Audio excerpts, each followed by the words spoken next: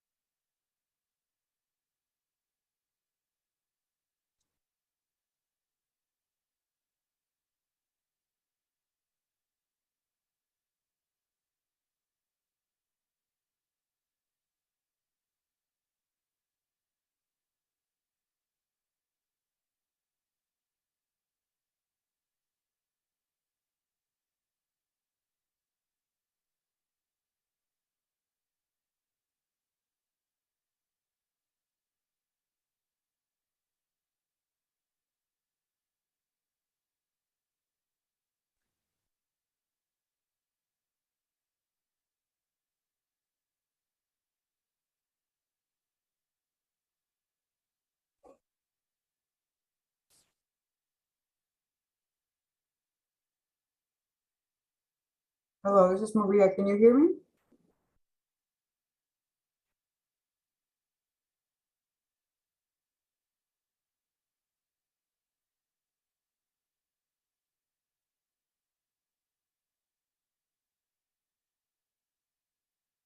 Yes, I heard you.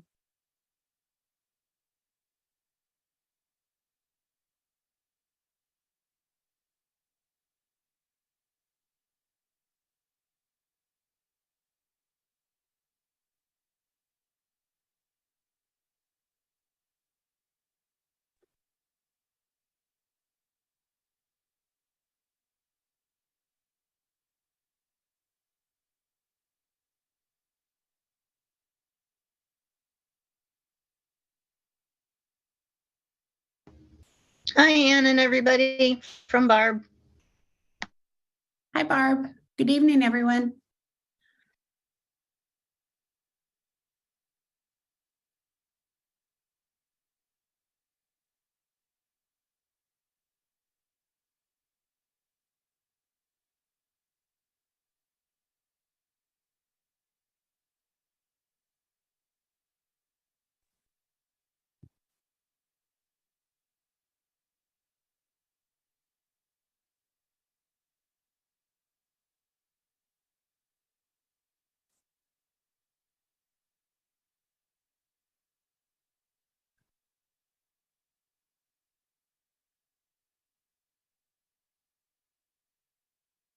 Hello, everybody. We're just going to wait a minute or two, wait for some more people to get on here, and then we will get started.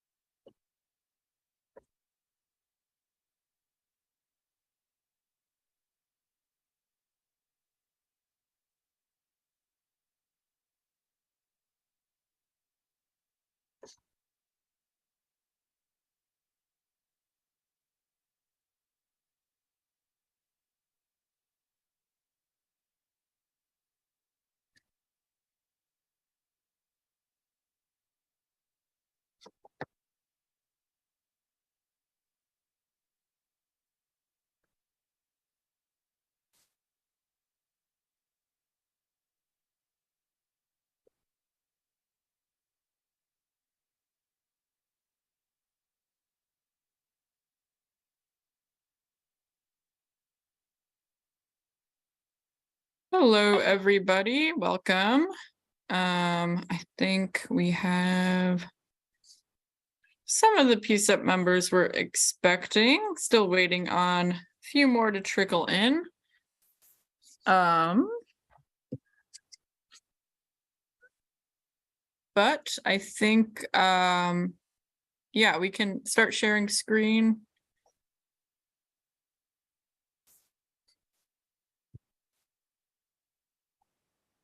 And recording in progress. All right. Good evening, everyone. The time is 6:02 p.m. on March 15th, 2023, and this is a public meeting of the Portland Committee on Community Engaged Policing. And next slide, please. So let's get started with introductions. I will hand it to our co-chair Celeste to start things off and then hand it to the next person.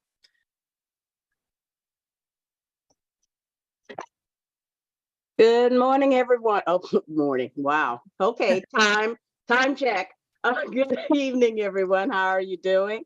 I'm Celeste Carey. I am one of the co-chairs for this current year of PCCEP. Been a member since May, I believe, 2021, and welcome all. I'll hand it over to Ann, who's sitting next to me. Good evening, everyone. Ann Campbell, I use she, her pronouns. Happy to be here tonight. I am a co-chair of the Settlement and Policy Subcommittee with Pastor Weisner, and I've been on PCCEP. I was appointed right before the murder of George Floyd. I am going to pass it off to Tia. Hello, my name is Tia Palafox. My pronouns are she, her. I am currently a co-chair of the Community Engagement Subcommittee. I've been with PCCEP since August 2021. Thank you. I will pass it to Robin. Hello, everyone. Good day to each and everyone. I am Pastor Robin Wiseman. Thank you, Tia. And I am a co-chair with the lovely Celeste, as well as co-chair with the lovely Ann on policy settlement and here at the full committee. And also been very much so enjoying my time here.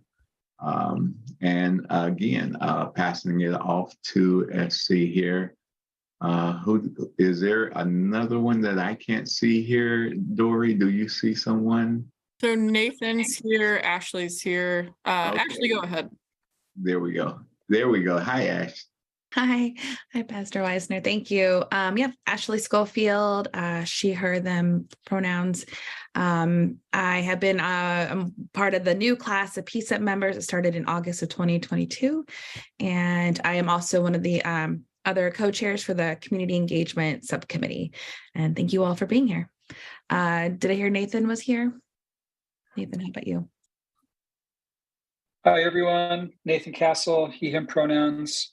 Joined PCCEP last year on the settlement agreement subcommittee.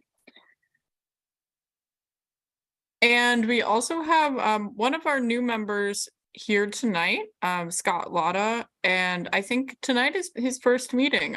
So I will ask Scott to introduce himself. And Scott, if you want to share a little bit about yourself, feel free to do so. Sure. Thanks. Hi, everyone. I'm Scott. I just started on PCCEP about a month ago, stepping in to replace someone. So I was at the town hall a couple of weeks back and was just really impressed with the work everyone's done, and the leadership was really educational. And so I'm happy to be here, happy to be part of this. I lived in Portland about 8 years. I'm out in Powerhurst, Gilbert, near 122nd and Holgate. So this topic's really important to me and my family. So yeah, it's great to meet you all. Thanks, Dory. Thanks, Scott. So good to have you here tonight. And let's see, I think that is everyone who's on right now. I know a couple more people are planning to join, and some people are having connection issues. We will hopefully see them in a few minutes. But at this time, I will ask any city staff, PPB, DOJ attendees to introduce themselves. And I will start. I'm Dory Grabinski, PCCEP project manager. Good to be here with you tonight.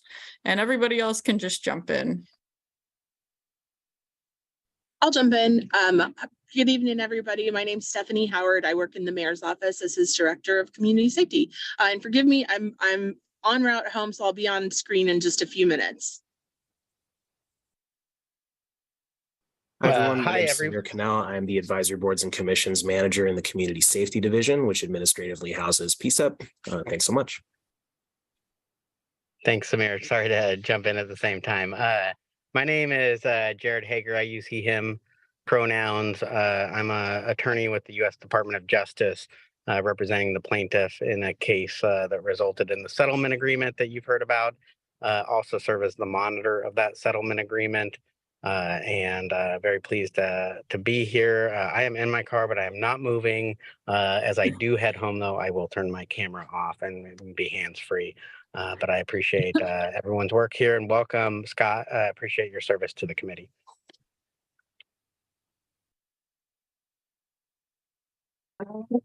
Hi, this is Mary Claire, and I work for the Portland Police Bureau as the Inspector General and DOJ compliance work with Jared.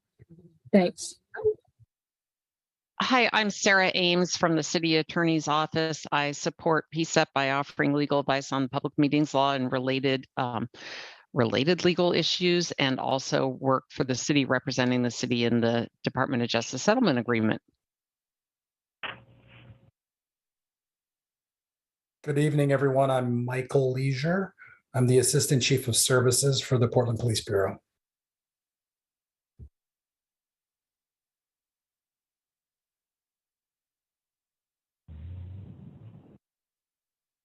Great. I think that might be all of our introductions for now. So we can go back to our slides, please. It's hard to hear you. Not again. My computer always has audio issues. Okay, I'll try to stay close. All right. Hey, Anne, would you read our community agreements for us? Okay, listen actively and respectfully, share airtime, be present and open to new information and perspectives, assume positive intent, respect each other, respect the group, speak your own truth, communicate directly, honestly, and respectfully, ask questions to clarify, call out bias, and be okay with ambiguity. And now for an overview of today's meeting. So we're gonna hear some subcommittee updates to start off. And then we will have a debrief on our gunshot detection town hall and hear some updates from the mayor's office. And then also look at next steps and review a recommendation that one of our PCCEP members has taken the lead on. And then we will spend the next half of the meeting talking about the status of adopted PCCEP recommendations and conclude with an open public comment period. All right, next slide, please. So at this time, I'll invite our leadership from our various subcommittees to provide updates on the work you've been doing or any work you want to flag that is upcoming. And we can start with settlement and policy. Thanks, Dory. I'll share a little bit and then Pastor Wisner, if you want to share some as well. Our last meeting was very interesting. We talked about the arbitration process, specifically in relation to the issue of Hunziker and how he was fired and then got his job back through arbitration. Our invited speakers were Heidi Brown, the Chief Deputy City Attorney, who gave us a really great, in my mind, a really great overview.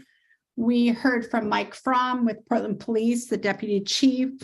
And we also had Commander Tina Jones, PPB Professional Standards Division with us.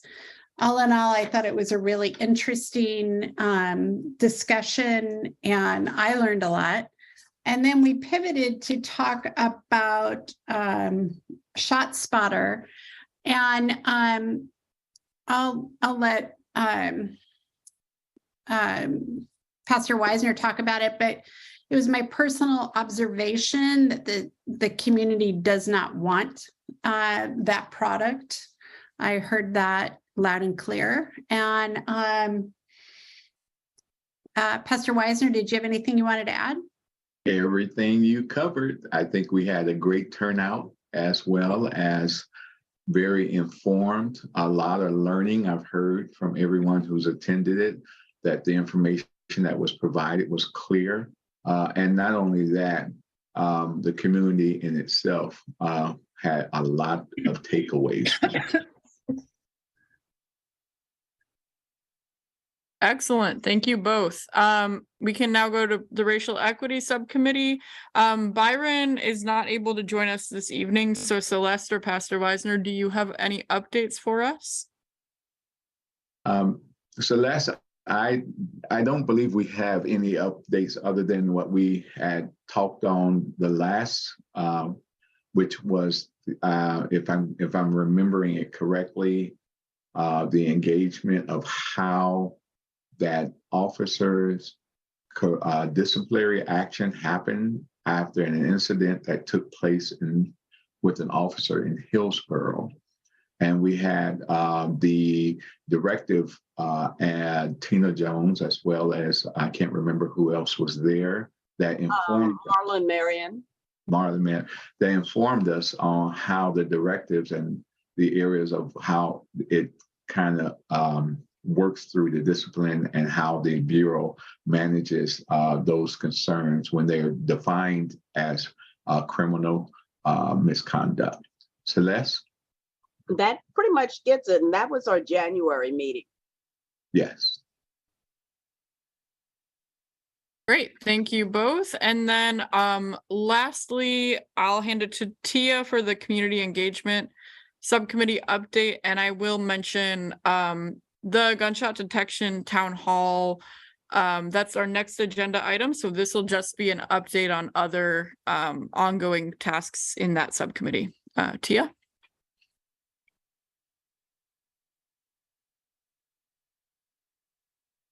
You're muted. Okay, there we go. All right. I can't see myself, so hopefully you all can see me and hear me.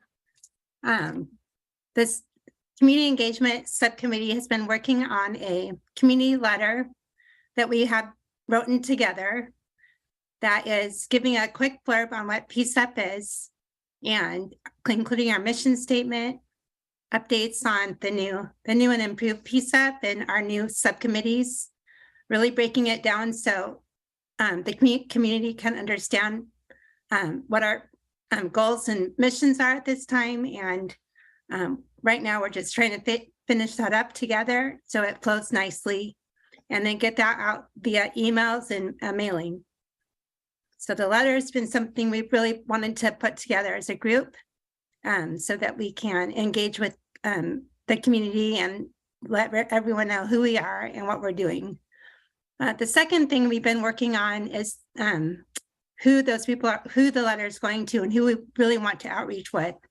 And we have over 100 organizations on our outreach Excel sheet with a variety of organizations, including mental health agencies and social services, quite a few different BIPOC agencies and advocates, youth organizations like schools and youth groups and colleges. We also have faith communities and small nonprofit organizations, a lot of agencies that work with the houses community and on. So we're just working really hard to get a wide variety of organizations on our list for engagement and outreach. So I think our team is doing a really great job to reach out to as many people as we can and build relationship and let people know what we're doing and that we want to hear their voice so we can be a true community group.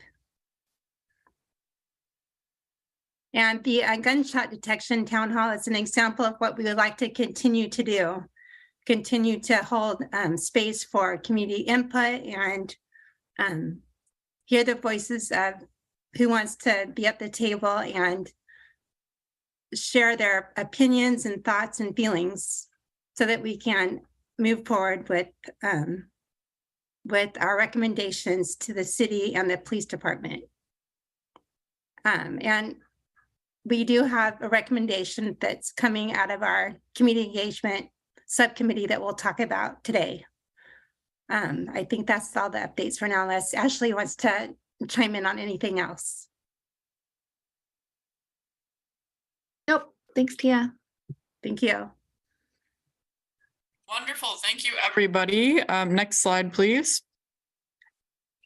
All right, so we will get into our main topics for this evening. So we will be having a debrief to start off with on the gunshot detection town hall. And for this portion, I will be handing it to Ashley, the other co-chair of the community engagement subcommittee. Yes, hi. Thank you.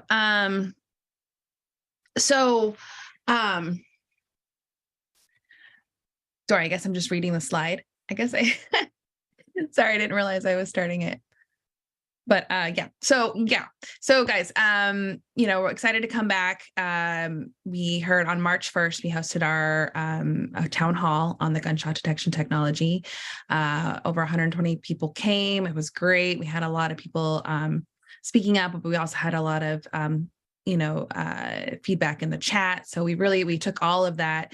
We took also the written public testimony and really got some great feedback. So like, as you know, we had a great panel that really was robust and provided kind of a wraparound narrative of what we're, what's trying to happen in the city and what that is, which was gunshot detection technology. Yeah. And next slide. Yes. So like I said, with the help of the PCCEP staff, Dory and Emily, they took all of those comments and input, again, from what we heard, what was written in the chat, what was written to us before and after. And so, as you can see, there was a large favor, unanimous almost, in favor of, against gunshot detection technology and against the pilot project. Next slide. So yeah, again, thank you, Dory and Emily, for really just taking all that data and kind of crunching it down. I was just looking at this today again. We really heard a lot of, different points, really great, just facts, facts about what gunshot detection technology, what really is, how it's inefficient, it's costly, not just, including the impact that it'll have on our communities, communities of color, our communities with mental health crisis. So really just want to thank all the community for coming out and just speaking out and saying what's true, doing your homework, letting us take that, take all that information and really put it into our, and make our recommendation meaningful, that it's really coming from the community that showed up to let us know. Great. So I think, so now we'll, unless Ashley has any concluding thoughts. Okay. No, so, yeah, I think, great. So now I think, PCCEP invited Stephanie Howard of the mayor's office, who also participated in that town hall, and have the following questions in addition to any other questions that members may raise in this meeting. So I'll hand it over to Stephanie. All right, thanks everybody. I do want to say just on the outset, and I think I said this at the town hall as well, that I really appreciated the tremendous amount of work that I know went into putting that together. I thought it was organized beautifully. You ran it down to the minute. It was, really, really impressive. And I'm really proud of PCCEP for being able, with the group, just working together to try to get that together and really get the community voice assembled, and the dialogue around all of this is extremely important. So I just want to appreciate that first. So as far as the status of the gunshot RFP, that RFP is in the scoring process now. It has been delayed, but it is currently in the scoring process, and so we'll have more information on what next steps would look like after that process is complete. And for the question about was testimony from town hall communicated to city leadership? Yes. I reported back to my commissioner. I spoke with commissioners and with council staff, my colleagues in other commissioner offices. Some of them watched it for themselves as well. And council offices, were grateful to hear the different perspectives. I think I've mentioned before, we are in the process of a survey that can allow access to additional community feedback for folks who can't attend meetings or don't feel comfortable, sharing in meetings. We want to make sure that we are allowing those folks the opportunity also to weigh in. So that is being run by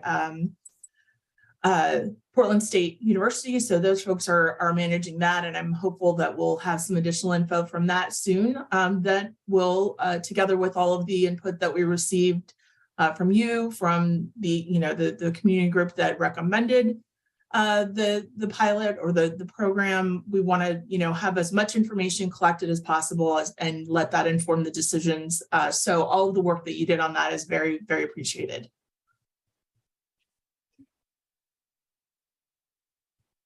And you can go ahead.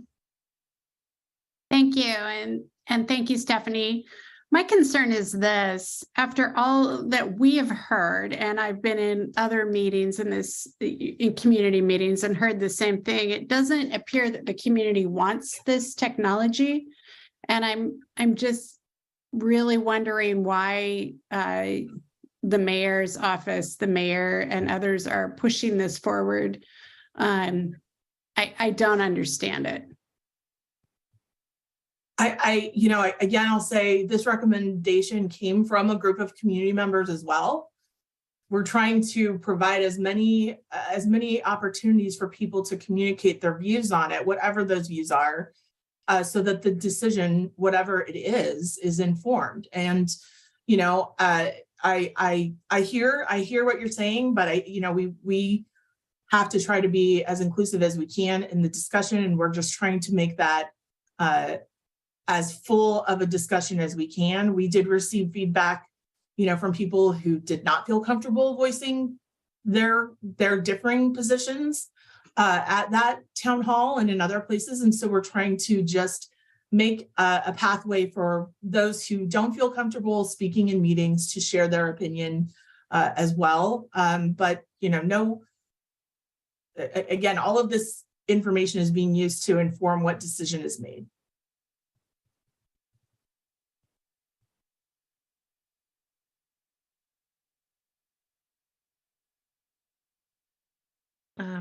Go ahead, Ashley. Sure, thank you. So thanks, Stephanie. Really appreciate that update. You know, I think something I just want to maybe clarify, hopefully get a little more clarification on is totally understand you're trying to get more input. You know, we did have a lot of people, but there's still many out there that have a lot of voices. And so I think that's really great. Thank you. But does this, you talked about delaying the RFP scoring process. So I imagine this delays all the things, and wondering if the city has any kind of new timeline on when the bids will go to, the final bid will go to council. So like thinking of like, you're going to have the more input, you're going to have the scoring kind of, do you know when maybe it could hit council's desk to vote on? I don't have a great timeline. The nothing can proceed without the scoring. So the scoring will inform what the, an additional town hall would look like around that. And that will take, a good, probably 3 weeks to put together once the final scoring decision has been made. So I think we're at least a month out from even that point. And from there, there will be many discussions based on all of the feedback, including PCCEP's feedback, to determine what next steps would look like. I can tell you there's no clear timeline on when that would come to council if it does come to council. Okay. Appreciate that. Go ahead, Celeste. Hi, Stephanie. So I know I've heard what you said, but I want to make sure that I ask the elephant in the room question for everyone, especially since we're speaking in terms of timelines for scoring the RFPs as they come in. So that basically means the process is moving forward, correct? That just means that the scoring is moving forward. I mean, even the scoring does not mean that it will move forward to council. Okay, so what I think a lot of people would like to ask is, if the scoring is moving forward at this point, there's no effort being made to terminate the program at this point. There is no effort to terminate the program at this point. That's correct. Okay, because that's the elephant in the room. That is the question. And I appreciate your honesty and you're being forthright with it. So if we wanted the process to terminate now, what will we have to do from your understanding and from your position? It's not, I don't know how to answer that question because it's not up to PCCEP, right? That PCCEP's recommendations can inform the decisions that are made. Well, I'm not talking about PCCEP's will, because in this particular matter, whether we reflect the public sentiment or not, we're just elevating the voices of the public. So this is what the people who have attended our town hall have said, that they don't want anything. So that's why I'm asking this question. I know it's not up to PCCEP. I would be surprised, but pleased if it were. However, just understanding that there are very few people, actually no one that attended our town hall said they wanted it. So I'm just curious, if there was a way to stop the process, who would we talk to? I think that would be a decision that the city council would make. Okay, so we would have to prevail upon council to even consider terminating the process. Yes, that would be those are the decision makers. Yes. All right, great. Thank you. I appreciate that. Mm-hmm. I think that answered my question too. Thank you. Leslie?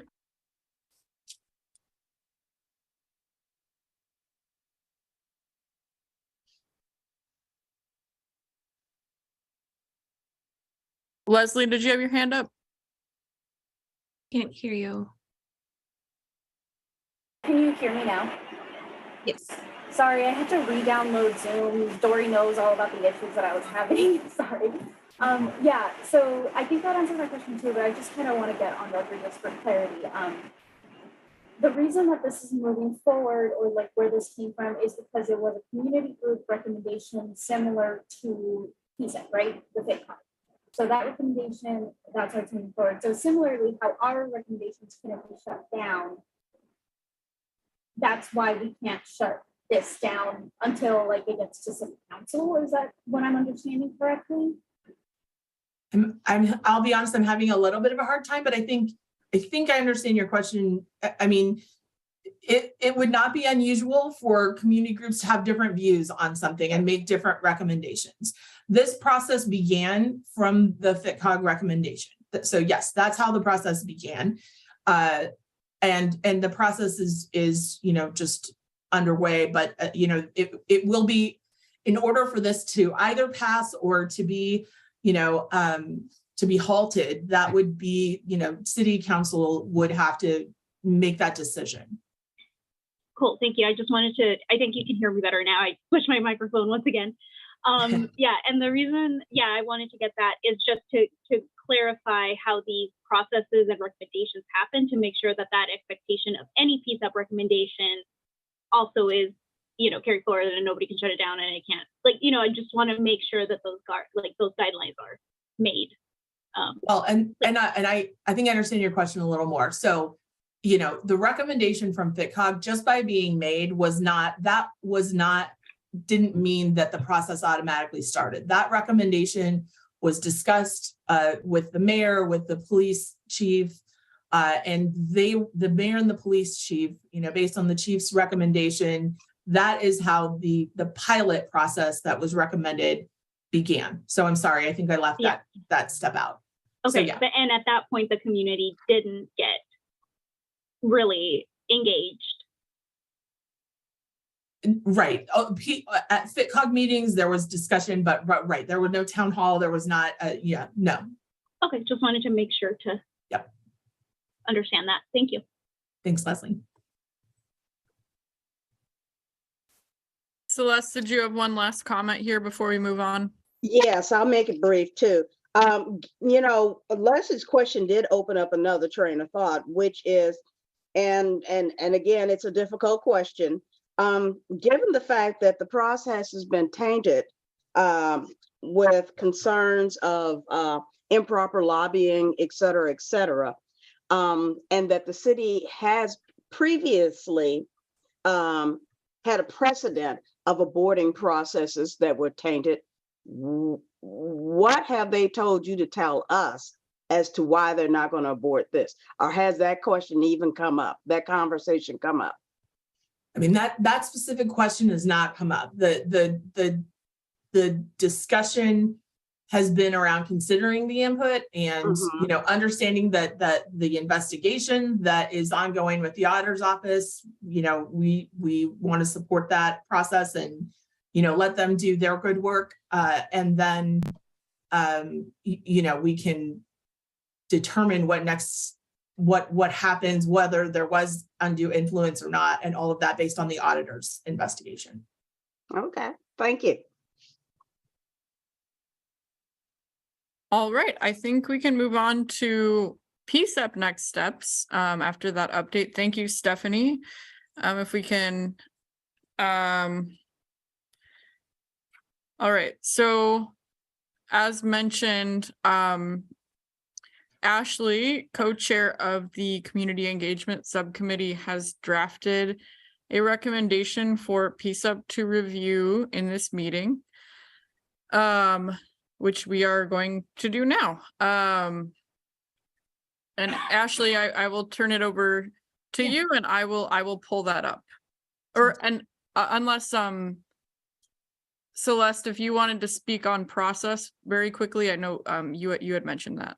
Yeah. Oh, let me silence my phone here. Very briefly, I know some people have had some questions about what our process is. And just to give you a little history, in earlier incarnations of PCCEP, generally one or two people on a task force might either be tasked or volunteer to write a document. And we found that to be a time saver because that way it moves smoothly. You'd have somebody, especially if this was their talent or skill, who would produce it, and then we would look at it and make sure that it captured the essential points as well as the intent and spirit of our concerns or recommendations. And so we had a task force, so to speak, that compiled this, and that was the Community Engagement Committee. I'm one of the members on that. And so we compiled all of the information. And so what I would love you to do, please, folks, is to take a look at it and review it in terms of accuracy, adherence to your perspective, your concerns, and we are hopeful that we can just then move it through, you know, in terms of a vote, because you find that it captures your intent and your concerns. And then I want to also turn this over to Ashley and let her lead the process. And I'll be here in case you have any questions or if you you need me, Ashley. You take a breath, some water. Yeah. Thank you, Celeste. Thank you so much. Cause yeah, I definitely just don't want to get into the editing, live editing. It just, I don't think it's very useful. So thank you so much for that history too, because it's good to know as a new member. So yeah, right away, once after the town hall on the 1st, we went to work on, getting all the data, looking through it, getting quotes, making sure we were, kind of finding categories that we could build our recommendation off of. And so, and then also I just want to really, big shout out to Emily and Nori again for really helping us build this and getting that data and getting that, all that like factual information so we could just really build this recommendation from the spirit of that meeting and the spirit of the community that showed up. So thank you all again for that. I'm wondering if it just would be worthwhile to read one big long read through the recommendation. So we hear it, we can read it as we're scrolling down, although Dora, you have the reins to scroll, but it's not terribly long. So that's why I offered it. If anybody has any real, I don't want to do that, let me know. Raise your hand, say, yeah, that's bad. But otherwise it might help just kick us off. Yeah, Anne. Just a quick question. Do we have quorum? Yep. Okay, thanks. Yeah. Great question. Yeah. All right. So Ashley, do you want to read this and I will scroll as necessary? Sounds good. All Okay. right. Do you want to start with the summary or the body? Or should we read the summary? Yeah, let's just read the summary and yeah, I'll read the summary. All right, here we go. All right, thank you. All right, so summary recommendation. PCEP recommends to Mayor Wheeler and Chief Lovell that the city terminate plans for a gunshot detection technology pilot. This recommendation is based on input from a broad spectrum of community members who overwhelmingly rejected this technology and expressed profound concerns about fiscal responsibility, effectiveness, equity impacts, and surveillance. All right. So on March 1st, 2023, PCEP hosted a town hall to gather community input on gunshot detection technology, also known as GTT. In response to the city's proposed pilot, PCEP planned this event to respond to public complaints of a severe absence of community engagement around the decision to pilot a gunshot detection technology program. At the town hall, the mayor's office director of community safety, Stephanie Howard, confirmed that the city's plans to implement GDT was rooted in the July 2022 FITCOG recommendation. The FITCOG only had 8 members in July of 2022 and did not perform any community engagement to inform their ShotSpotter recommendation. Moreover, the relationship between ShotSpotter and FITCOG members has become the subject of intense scrutiny. ShotSpotter is now under investigation for this by the city auditor for lobbying violations. PCEP is deeply concerned that the city's interest in this technology originated with potentially illegal business practices without impartial public safety input and research and without meaningful public input. We demand that the mayor and chief of police respond to community input that PCEP exercise due diligence to gather. Over 100 community members attended the PCEP town hall on gunshot detection technology. PCEP heard 2.5 hours of verbal testimony and received nearly 100 individual public comments. The event was attended by a broad spectrum of Portland community and included a large range of ages, identities, and backgrounds.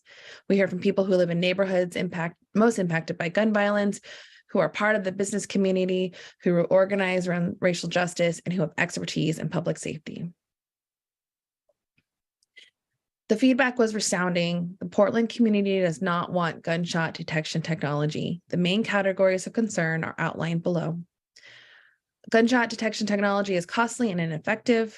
ShotSpotter, for instance, is estimated to cost $65,000 to $90,000 per square mile, with a 10,000 square mile service initiation fee.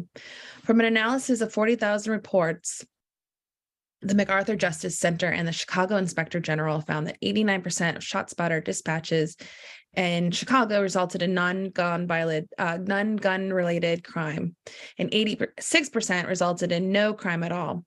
Due to concerns about cost and effectiveness, many other cities have terminated services like ShotSpotter, including San Antonio, Atlanta, and Dayton, Ohio. Gunshot technology will impair an already overstrained police force. The Chicago Inspector General report found that ShotSpotter sent officers into neighborhoods for false alarms up to 60 times per day. At the PCEP town hall, Captain Jake Jensen confirmed that PPP's current response rate is 17 minutes. He was not able to clarify how PPP would be able to accommodate the increased call volume from GDT. Gunshot detection technology will have negative implications for racial equity and will worsen PPB's relationship with communities of color.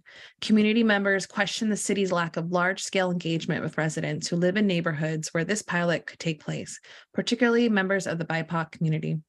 The ACLU argues that placing sensors in some neighborhoods versus others could lead to increased detection of incidences, real or false, in places where the sensors are located.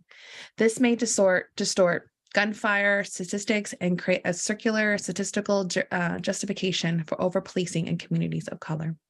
Attendees noted that GDT relies on proprietary artificial intelligence algorithms, which are notorious for reinforcing racial stereotypes that are latent in decades of problematic data.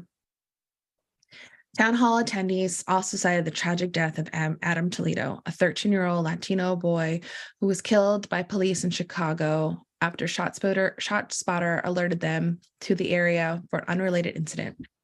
An attorney at the MacArthur Justice Center spoke to the incident, saying, The system is telling police that every time they go out in a response to an alert, they should assume that anybody in the vicinity is armed and they just fired a weapon, that anybody in the area is a mortal threat. Portland residents are deeply worried the same could happen here. Overall, PCCEP heard that the community feels GDT would be yet another instances of about us, not for us. Public safety policymaking in communities of color. Implementing this technology will further degrade trust between communities of color, PPB, and the city. 4, gunshot detection technology will violate the community's right to privacy and increase distrust in PPB and the city.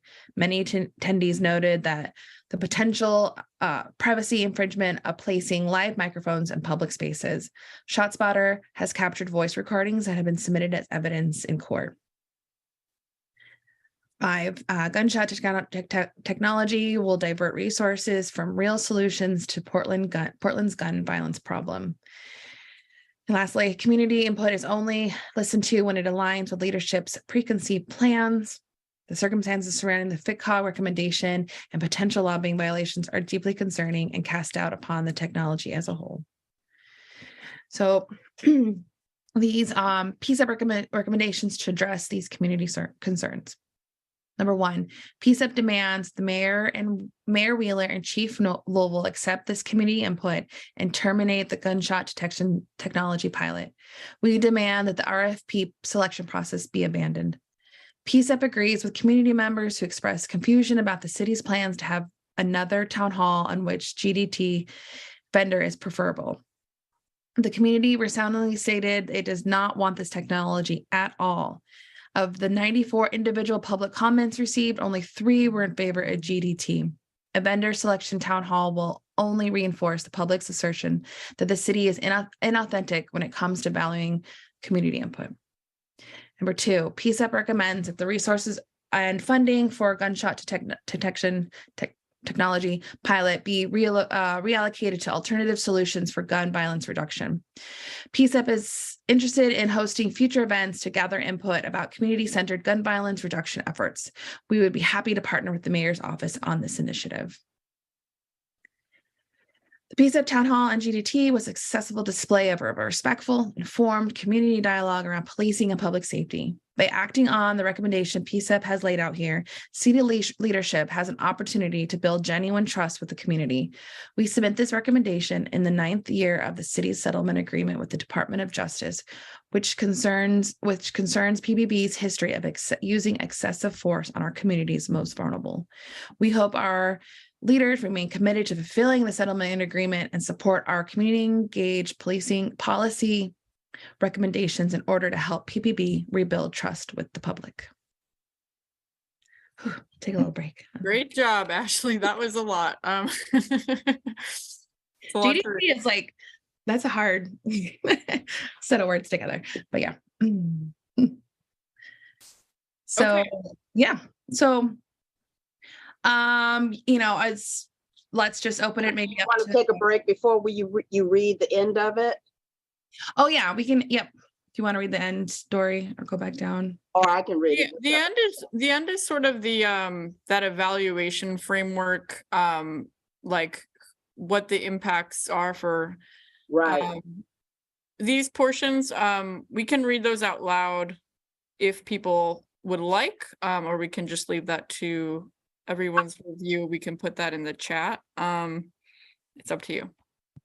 I can read it really quickly. Yes, let's do one. My reason for wanting to read it is just to let the people who are here, let them know our justification, our rationale, and to see how we're trying to fulfill our duties according to the settlement agreement.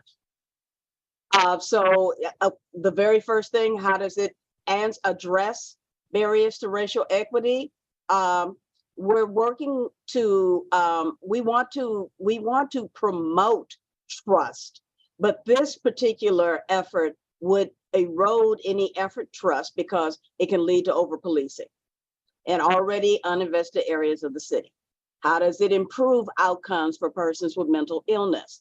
The goal of the settlement agreement is to reduce PBB's unconstitutional use of force against people with perceived or actual mental illness and those experiencing a mental health crisis. Historically, law enforcement has lacked context when approaching people in mental health crisis. There have been fatal results. Gunshot detection technology is likely to result in misapplication and bias with vulnerable populations. And then I think this is really important to a lot of the people who are here right now. How did we get this input? And especially from marginalized and underrepresented communities. And for those who have not heard, we had a 3-hour virtual town hall. We had over 100 community members. We had educational presentations from ourselves, the mayor's office, Portland Police Bureau, and community organizations to help inform the public. We solicited and received and compiled written and verbal testimony, and that's what you are reading in this document here. We want to make sure that that testimony, those concerns and those statements were elevated, and that the fact that they were overwhelmingly against the entire effort was stated clearly. And this recommendation arising from those efforts will be presented for final public review. That's now. And then we submit them to the mayor, city council, and the Portland Police Bureau chief of police. So this is the distillation of your comments, whether you were at the meeting or you submitted something in writing or online. And turn it back over to you, Ashley. Yeah. Thanks so much for running down that. Was important. So yeah, I think we read, so we heard the message and just want to open it up to PCCEP members. Any thoughts, concerns, questions, additions. Speak up, forever hold your peace. Yes, did we capture your passion? Did we capture with accuracy your concerns? Do you think we have adequate documentation? We don't want to do a re-edit, but if we are missing something or it's inaccurate, that's what we're looking for, to make sure that it is full. Yes, thank you so much, Les. Exactly. Anne, how about, go ahead. Thank you to everyone who worked on this. This is excellent. And I think totally captures the information that I heard from our community, and I've heard in other spaces in our community. And I really appreciate your work on putting this together, and I totally support it. Thank you. Thank you so much, Anne. Nathan, how about you? Oh, you're on mute still. Sorry, yeah, I had some issues unmuting. I think this is first things first, I need to disclose that I'm on the RFP scoring panel on PCCEP's behalf. So I don't really think that's a conflict, but just in case it could possibly be perceived as a conflict of interest, I'm disclosing it. And, I'll keep my thoughts minimal, out of respect for the process, but my only concern with the recommendation is I think, I think the tone is a little bit,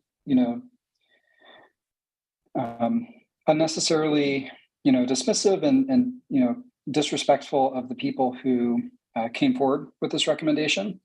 I think that the desire to end the killing of Portlanders is completely valid and important. And, it's been really horrifying to me personally seeing the, ongoing, for Portland standards, at least, very high rate of killing of people, especially when you look at the demographics. The impact of murder is not equitably distributed. And this is really, I personally very much want the murder and the gun violence to stop. And so I think, don't really know where I'm going with this other than just to say I feel like the tone, especially with regards to the people who put forward the recommendation and the FICOG, I think it's a little bit disrespectful. And I think there are perspectives that may not have been captured here. So would you care to share those perspectives? Yeah, I guess I think the perspective is I mean, there are concerns about cost. There are concerns about disproportionate impact. How much money are you willing to spend to save a person's life? I think that's an interesting question to think about. There are pros and cons, and you have to evaluate the effectiveness of whatever solution you take. But I would really like to see the city step up and drastically reduce the amount of killing that's happening. Maybe we get back to 2019 levels someday. That would be pretty great. But even those levels were not good enough. And then I think the other perspective is there's a disproportionate impact of the technology. There's also a disproportionate impact of the murder of Portlanders. Last I checked, it was something like 50-50, BIPOC. Portland is not a 50% BIPOC city. That represents a pretty horrifying racist impact of violence in the community. And so it's just really, there are completely valid concerns about, does the technology work? What are the unintended consequences? What policy decisions do you need to make it work? Well, may I ask I don't think there's an acknowledgement. Oh, go ahead. Interrupt him. One of my concerns is that this gunshot detection technology is being presented as actually as if it's going to save lives. That has never been proven, and it happens after a shot. It is not a prescriptive, it is a postscriptive solution.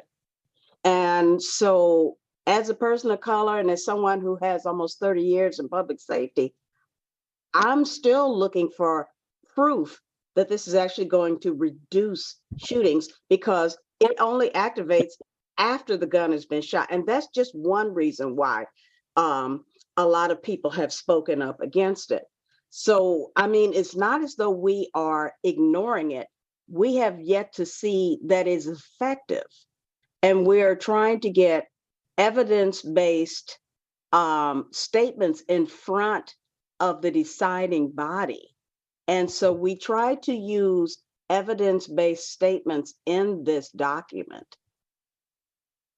And none of the gunshot detection technology providers, the businesses themselves, none of them have provided any type of third-party documentation that confirms that they have anywhere near as high a proportion of accuracy as they claim. And they even make claims like saying 80% of gunshots are never reported. How would you measure it to find out that 80% of something that is not reported is captured? I mean, that defies logic. So, I mean, I hear what you're saying, and I do not wish to be dismissive, and especially as someone who tried to capture the community's concerns. But these are not our statements. This is what the public said.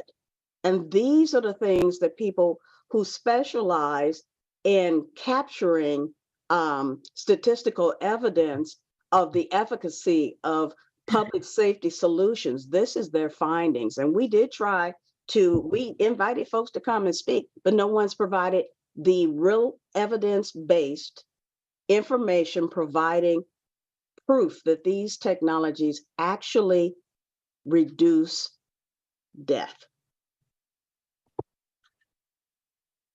Yeah, Nathan, did you have finish a thought before I move on to Tia? Yeah, and I just want to push back on some of that. I think, we didn't really hear the community as a broad voice. We heard the 100 people who showed up to the town hall. which naturally, when I see an invitation to the town hall for something that I agree with, I tend to go to those less than the ones that I, violently disagree with. It's not, there are privilege and access issues, especially about who has the resources and the time availability to attend town halls. I tend to think, the people most at risk of gun violence are not the people with the most resources to attend these sorts of things. Just leaving that aside, the question of whether it's effective or not, I think, the discussion that's had in the public sphere hasn't been super nuanced or healthy, specifically because it conflates things like, the accuracy of detecting the gunshot versus, versus like whether it's connected to the recovery of physical evidence versus whether it leads to a conviction. I think it's certainly true that the gunshot detection technology only happens after the shots are fired. But my understanding, and I could be wrong about this, but my understanding is that often the people involved in gun violence are repeat shooters, and there can be cycles of violence. So having that intelligence tool, it's not going to stop anyone from, as a first order consequence, it's not going to stop anyone from killing someone. But if you can improve the, if you can improve the investigations, if you can improve the allocation of police resources, I think the hope is that,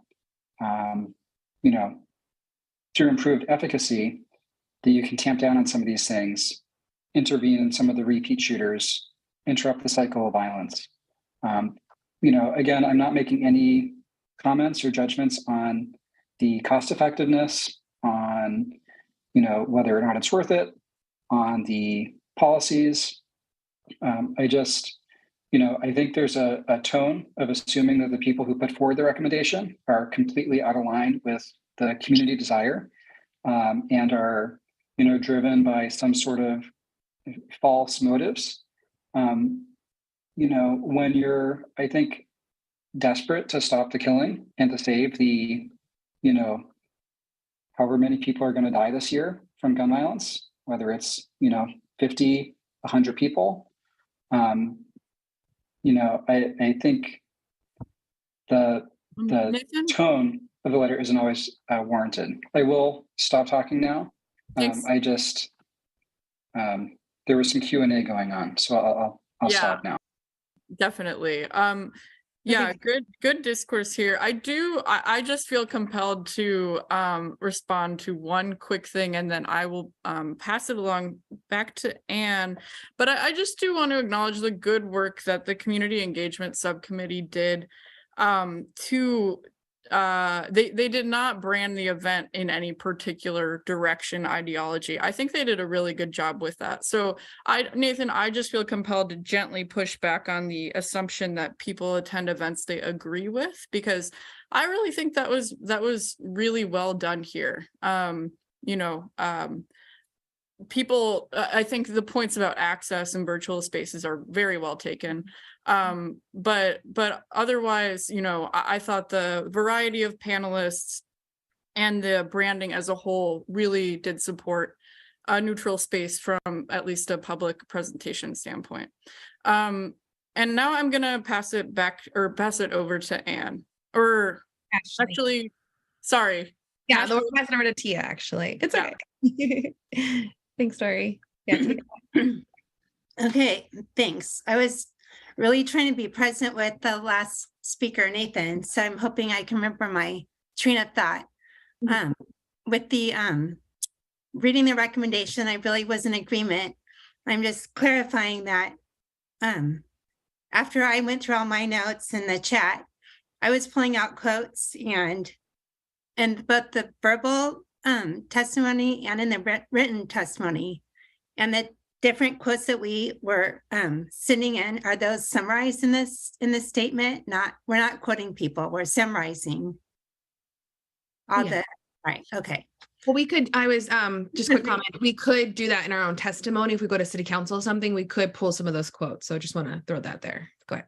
Yeah. Okay, and then the other thing that I really enjoyed in taking notes afterwards was the long list of alternatives that the community had. I thought were so creative and so great that I hope we can really share those alternatives and ideas of how we can spend our money on gun prevention and violent prevention and public safety. And then I saw in this the recommendation that we would be happy to do a town hall with even the mayor's office on discussing these kind of things. But would that be something that we include in the recommendation, the list of items that people recommended when they were talking about lighting and lighting? I guess I'll just stick with that because there is lots and lots of different ideas and recommendations of alternatives to GDT. Yeah, I think that was like in a response to that general theme of people wanting us to look past, look further than just the technology. What are other alternatives? So we were trying to, I think, capture all that in one, but yeah. Okay. That's all I was thinking about, but I like it. I approve. Yeah. Thank you. Yeah, thank you. Pastor Eisner, how about you? Hello, everyone. Again, here we are. I like all the comments I'm hearing. I like the engagement.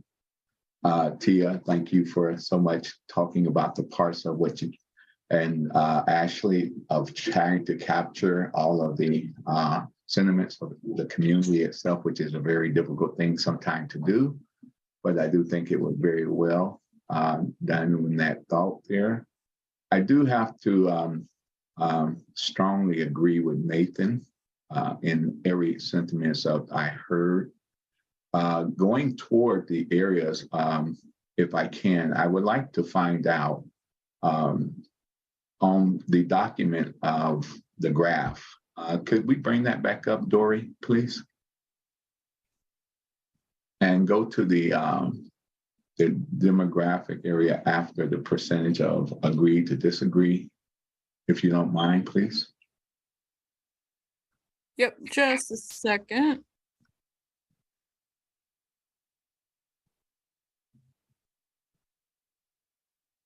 Well, while she's pulling that, okay, there we are. And could you enlarge that a little bit there, please? On the bottom, down, just there, right in that area there. Yeah, so this wasn't demographics, it was categories of concern expressed, or kind of just categories of comment. Good.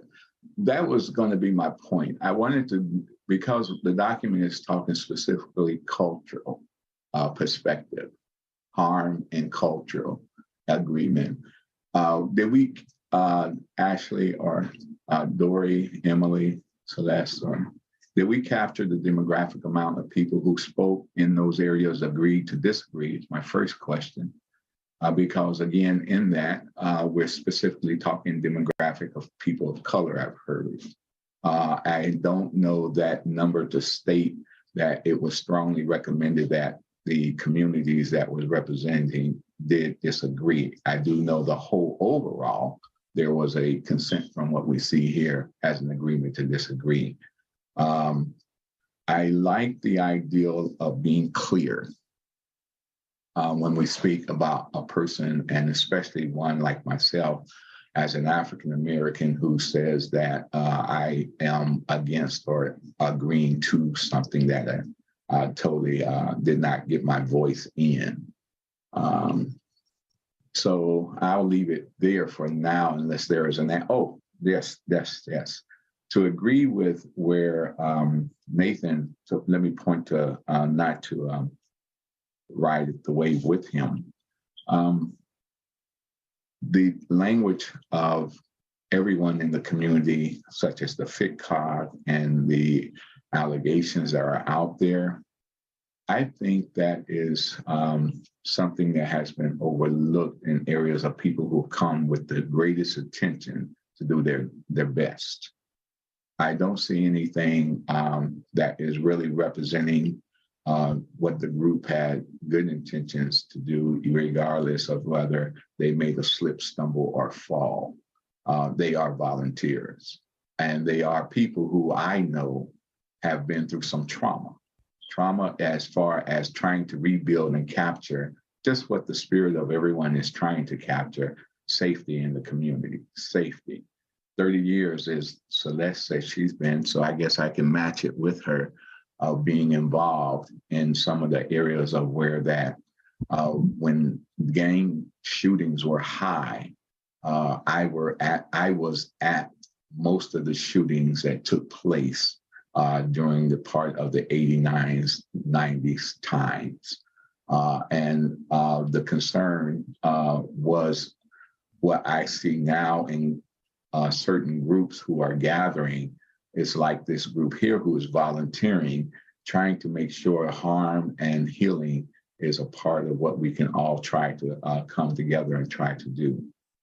That I will leave there unless I have to explain a little more of my thoughts. So since, and Ashley, please let me know if this is what you've also heard, since there have been 2 comments about the description of the FitCog, and I think we all are absolutely in agreement that we know how challenging working on these subjects as volunteers in public can be. I'm wondering if it is worthwhile to look at the language describing the FitCog and seeing if there are any edits we want to make. I'm hearing that the language is harsh. So we could look at the areas where we mention the FitCog and see if there are any suggested edits, because I've heard the comments, but I've not heard any suggestions. But please let me know, PCCEP, if that is something you want to take a look at. I say remove it myself there. That's my point of any reference of that, because if the ideal is gunshot detection, if we're talking, that is what I believe should be clear.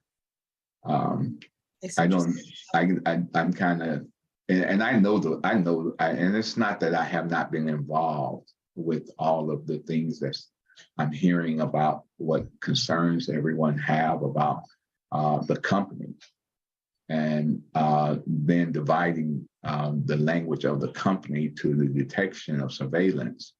I'm following all 3 of those, but it gets lost with me. So yes, that's my thought. Okay, so PCCEP, I'll just put that back to you. Are other people in support of removing all references to the FitCog? I am not. Yeah. I'm not. I'm not either. And I want Leslie to go because she hasn't talked yet. And then thanks for sending that out, because let's talk about that. But I just want to make sure Leslie got her time. Definitely. Yeah, thank you. In reference to what both Pastor Weisner and Nathan are saying, I can see how it can come across as a little bit harsh, but the way that I'm reading it is not necessarily that it is criticizing FitCog, but it's criticizing the methodology that put forth this recommendation. So the edit that I might make is, despite the best intentions of FitCog only had 8 members in a July 22 meeting, something that again, it's not necessarily that we're digging on FitCog themselves, but the process that brought about this recommendation, I think that is worth continuing to mention, or and having in here. That is my contribution to this. And I also do want to, I think Tia mentioned this too, that the alternative recommendations that the community brought into question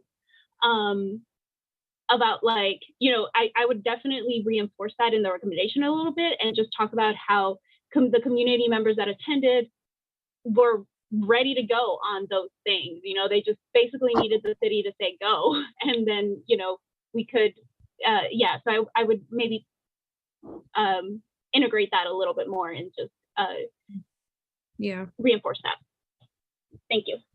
And we could do, thank you, Leslie, so much. I just want to stop a minute and comment, and then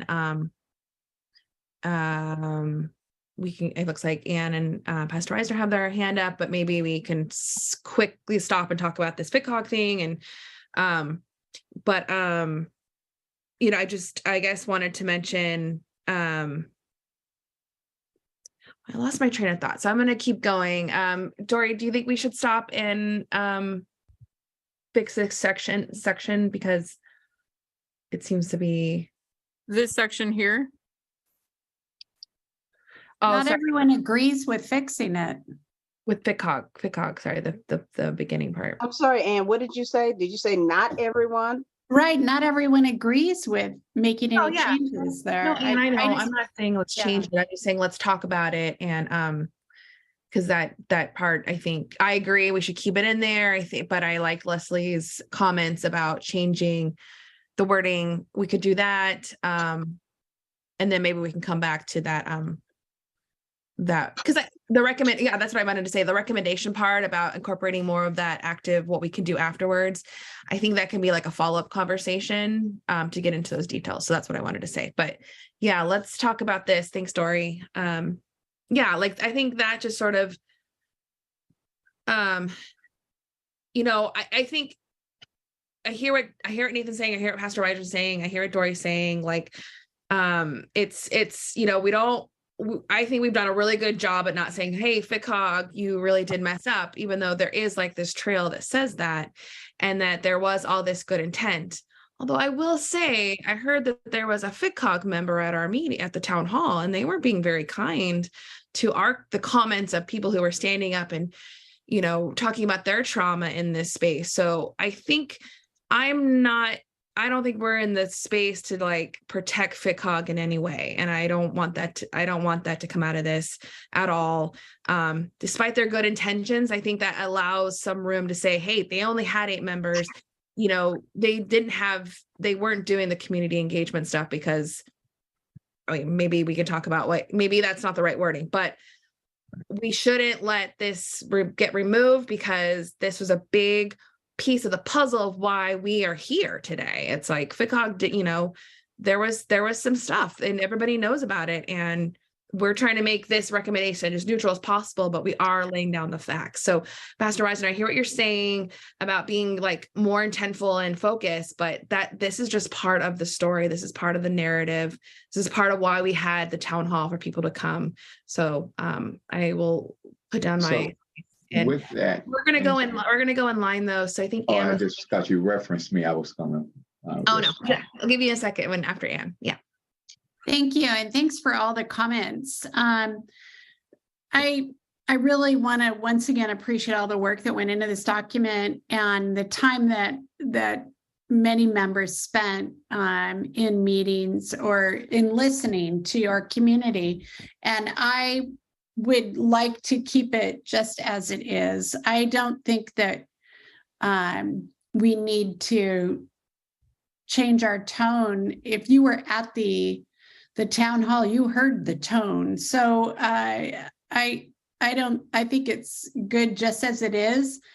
I agree with we don't need to like try to say another community group did their best. We don't know. We're just talking about the information that we've received and really the facts. They had 8 members in July of 2022 and they didn't perform any community engagement. That's fact.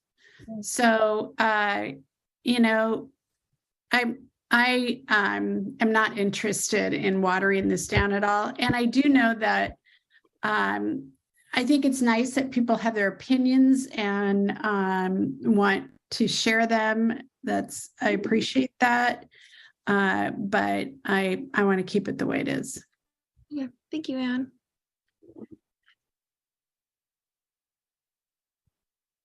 Zima, can we go to, I think we're still having a PCCEP sort of back and forth. Could we hold off on the public comment just until that time is on the calendar? Thank you so much. We'll definitely get back to you. Thank you. We really want your input for sure. Pastor Reisner. Oh, you're on mute.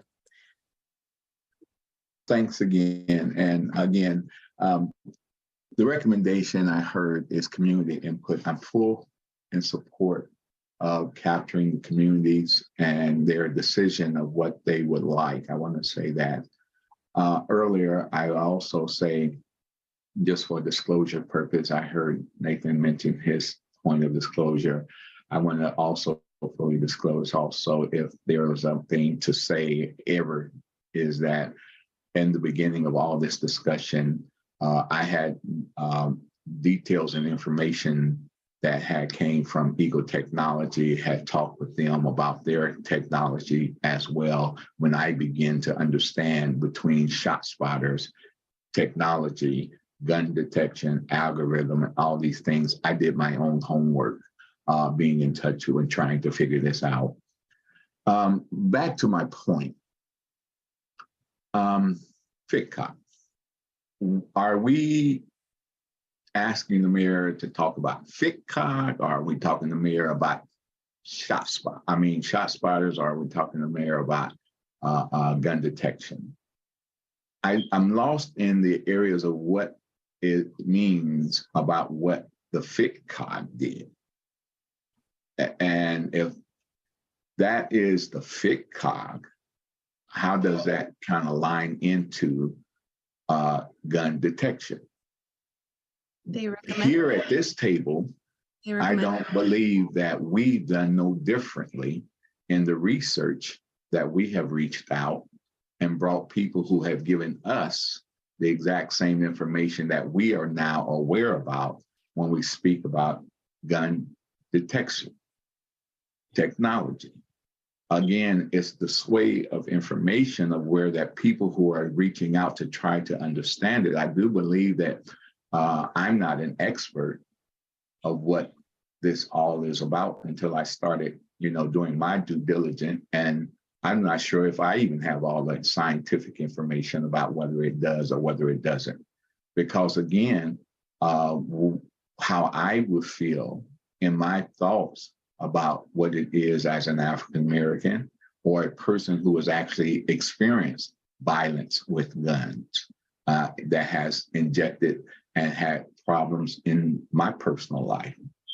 I'm not clear of why we have to say any reference of what they didn't do or what they should have done or how that they did do it, because I'm sure if we figure it out later on, there's going to be something we didn't miss.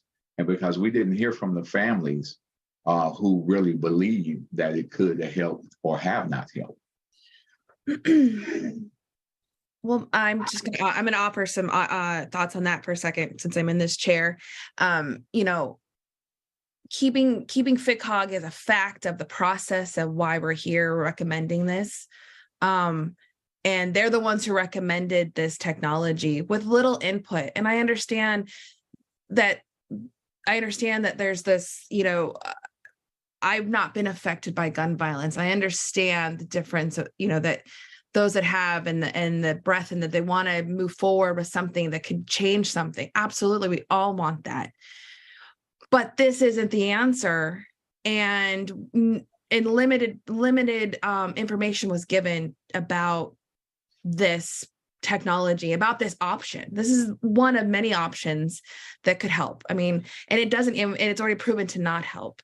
So, I think leaving the FITCOG part in, like some folks have already stated, it's just part of the factual layout that we're trying to give of why we're coming to this recommendation. It led us to this town hall, and those who showed up, who brought themselves and their bravery to a community space, which is really hard to do, and who show up all the time, so that, yes, because they too are sick of being over policed, right? So there's a lot of places you can show up to voice. And PCCEP, we laid out a very neutral space of information to provide some information and have a respectful dialogue, which we did. We did that together. And so I think this is one of many recommendations about this pilot program that the city has heard. And so moving this as forward as is, just feel, this is what we heard. This is what we got to gather through our avenues. So it hasn't been answered to me just yet about what it is here, because again, we captured a small point of it. Those who did show up, captured none. Yeah, this is to say we do not want the pilot program. We do not want it. And so it is not saying we don't want to talk about gun violence. We don't want to keep, we're offering that. We're saying, let's continue this conversation, but let's not add some other violent technology that's, not going to help. It's not going to help us. And, Nathan, I heard what you said about that repeat offender and that the access to that data for sure. But at what cost, right? So yeah, there's that too, right? Adam Toledo, there's that part of it too, of the cost and risk analysis of it. So Pastor Weiser, with all due respect, this is about saying no to the pilot program. That is what this is about. I'm agreeing. This is why I didn't get into the conversation in the town hall, because it seems like if I speak, I'm for or I'm pro or not. This technology is not a part of my real world. It's a part of a community. But I've been in the shooters' places. I understand what we're trying to do when we're trying to save people's lives, change the behavior of the shooters, trying to get to the emergency places of where it is. I have yet to say again, this FITCOG thing is not what we're talking about. I'm not for or trying to say, I'm saying that what this team did, FITCOG did, and what information that they made recommendation for, in our language, what we're trying to say is just disregarding them as a group of people. I'm going to quickly, just in the interest of time, because I think we could probably have debates on this for quite a while, but I think, like many other parts of this recommendation, I think the references to FITCOG, there are only two, and they are brief. I do think they are, the way I read it, they're in the context of the city's initial interest in the technology. And I will say, I think Stephanie Howard actually gave us the answer to why it is relevant to include this in the recommendation, if I may express that in this meeting here tonight, when she said that the mayor's office will be following up with them, and considering PCCEP's potential recommendation. So I think actually that kind of gave us the answer right there as to why this might be relevant. The mayor's office still considers it relevant to their ongoing any ongoing engagement with the technology. If that provides any clarity, that just came to mind in the context of this particular meeting. We did a lot till we gave this item till about 7:30 p.m. Ashley, I will hand it over to you to decide how you want to proceed here. Are we going to take public comment before we vote? We are required to take public comment prior to all votes. Yeah. Okay. Should we do that now and then break and then vote? Would that be a possible movement forward? Just so we don't lose the momentum. We want to make sure we're getting that. And then we can take a little break, think about it, and come back and do a quick vote and then move on. Cool. Yes, if anybody from the public, please, speak up or put in the chat. I know people have already been in the chat, so thank you so much for those comments. Any thumbs up even? Thumbs down? I don't think there's a thumbs down feature. Yeah, Barbara, thanks for being here. Hi, thank you. Great discussion. I would just like to ask Nathan, did FITCOG consider any other means of solving gun violence besides the gun detection technology? I mean, are they really into finding other alternatives that people mentioned? Were they working on that? Thank you. That could probably be for both Pastor Weisner and Nathan if they're up available. You're on mute, Pastor Weisner. I'm sorry, I didn't hear the question clearly. I thought I heard, was there any other recommendations from the FitCog of the technology? Is that what I heard, Barb? Oh, no. I was wondering if I addressed it to Nathan because I thought he was at the FitCog meeting, and I don't know if you were, Pastor Robin. But what I was wondering was when FitCog came up with this decision to go with the gun detection technology, had they been also discussing other ways of addressing gun violence that did not include this technology? I was never at any of the COGS or FitCog's meeting either as well. So there, I don't know if there was or wasn't. Does Nathan know? Yeah, Oh, thanks, Nathan. There you are. Yeah, I'm not in a position to speak on behalf of FitCog. I'm not a FitCog member. We've only gone to some other meetings and not any recently. I will just point out that if you look at the shot spotter, it says shot spotter, it should be technology agnostic. If you look at the recommendation itself, in the opening paragraphs, it does call for, investment in alternative interventions and getting it through causes of gun violence. And, just pointing out that fact is all I'm going to say on that. Great. Thanks. Thanks, Nathan. Thanks for that great question, Barbara. Thank you. We have 1 minute until break. We can go long. Any other public comments here? I know some of you have put things in the chat, but we always love hearing your verbal comments as well. So they are a part of the meeting recording. So if you'd like to speak up and read any comments that you've put in the chat, you are welcome to do so as well. Yeah, I see that one. Yeah, because we'll go on break and then we'll come back and we'll vote and we'll move forward. So just want to make sure we get anybody's input before we do that. And thanks, Nathan, for we've included that in other meetings, but this is a great place to put it too. Thank you. And I forgot to say thank you, Dory, for your clarifications on Stephanie point. Just my observation and of course opinion. Okay, everyone, I think we can take that 10-minute break. Some attendees have requested that you be able to speak with each other during the break, and you are always actually able to do that. But we will stop recording and feel free to step away and take that break. So we'll see you back here at 7:40 and then we will take a vote. Recording stopped. Thanks, Dory. I'm going to go take a break because I always promise it to my son before.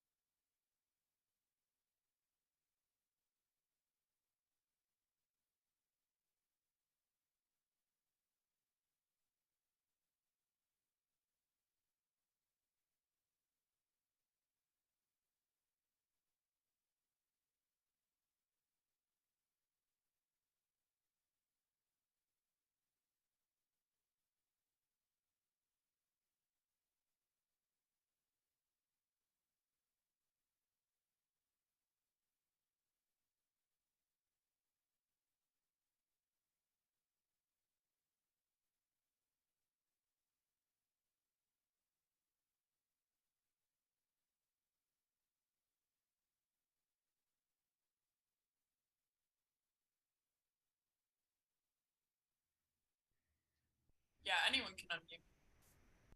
We have that power back. Thank you, Dory. Okay. Can you hear me now, Dory? Yep. Yeah. I've been on for like an hour. Oh, So, okay. yeah. I missed you. Did you change your?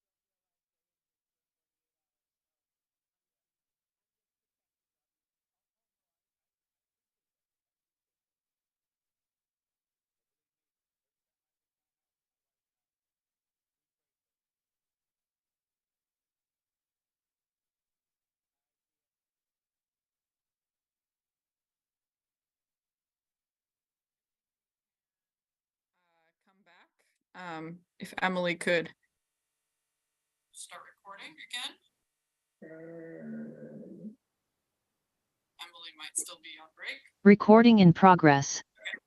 All right, welcome back, everybody. So we are going to pick up where we left off. And Ashley, I am going to hand it back over to you to conduct this vote.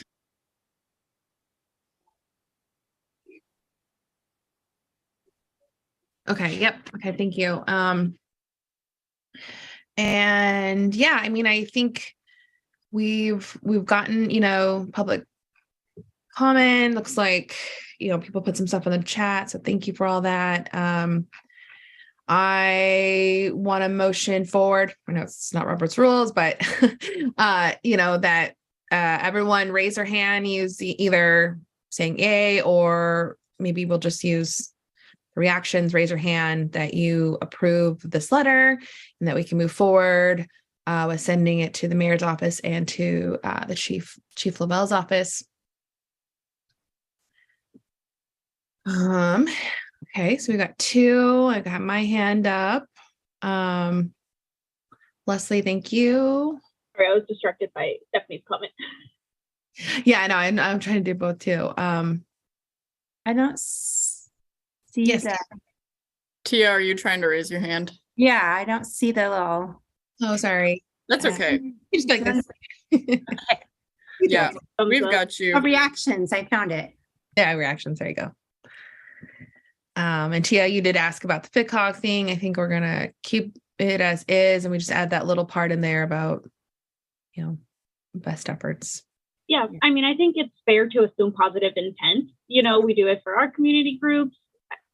Assume positive intent. But because that's the part we don't know, right? That's the part that's the fact we don't know. So we can't. I mean, we can't. Yeah, I don't think we should assume that it was for negative reasons. We've talked about the various things that could happen, like time, blah blah blah. But ultimately, and I would like to say, like, just in that, in equity work, I will say there's a lot of talk about impact versus intent, right? Intent can be great, but the impact might not, right? And that's the part that I think is causing the disagreements. We know we want to assume positive intent, but let's be real about the potential impact. For sure. And the facts. So So are we doing a vote tally now? Yeah, we're doing. I think Derek's hand was up as well. Is that right, Derek? Right.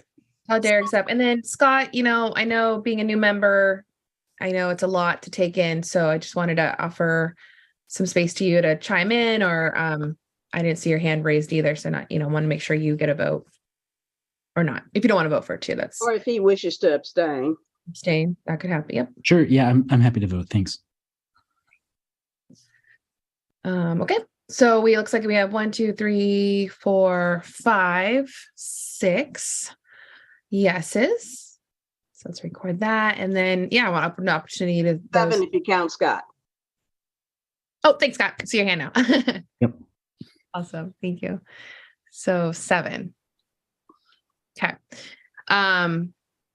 And I just want to offer the vote. Who wants to vote no? Just to get that on the record. So everybody put their hands down. Thank you for your help there. And just so we get on record, those who vote no, hands up. Okay, great. So we have 2.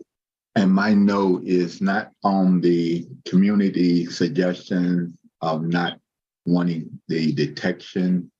My no is the language that's there. And if I may say this, I want to apologize if my words or sentiments are coming out a little strong tonight or unclear. I did mention earlier to Dory, I've had a great ride this weekend on seeing people treat people in mental health a horrible way. I mean, horrible. And we have to do better as people. And because of people's intent that they try to do, which I don't deem them doing nothing that they maliciously did. It's just that they did not understand because they weren't there in the state of intent. And that's is only, again, my disclosure. If it sounds like I'm weighing hard, I'm just overwhelmed right now with a lot of things that just, it's not right all the way around, in my opinion, of trying to do what's right for everyone.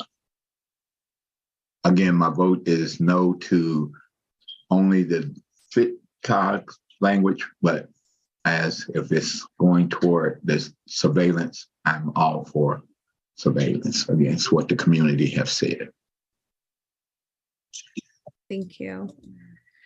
Well, the recommendation we will pass through. We got the majority, but I hear you, Pastor Weisner. I really appreciate you speaking up, and Nathan, definitely for voicing that side, that perspective. As Stephanie, I think, has told us, we'll backing up a little bit. We'll put our recommendation through. The mayor has 60 days to respond. That is the requirement of the settlement. So we can hear back from then, and that's why I was asking about the timeline of the RFP. So I'm sure it's going to give them a little fire under the booty. So that's good. Maybe that's a little influence we can have, hopefully. And then, but what I heard Stephanie say was they're still going to do outreach to get more sort of perspectives. And that's always good. And that's always great. And I'm really glad the city, hopefully they move forward with that. And, we'll be there too. So we can show up there too. I guess for next steps, excuse me. So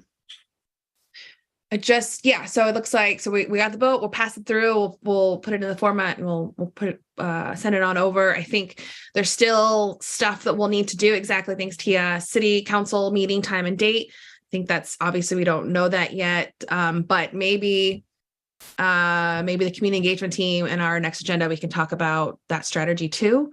But as always, you can always give testimony. I'm trying to get better at understanding, how do you do testimony? So, there's the comment on the agenda and there's consent items. So I'd love to figure that process out. If anybody has, what's the best strategy, I guess, is more or less. So we can talk about that. That's true, Tia. So I'm just saying, the public still has power. They can still, the information's out there. They it could always be well paired with our recommendation to keep to go right to the city council yourself. That's all I wanted to say about that. So moving on to the I guess next agenda item. Yeah, so could we get the slides again, please?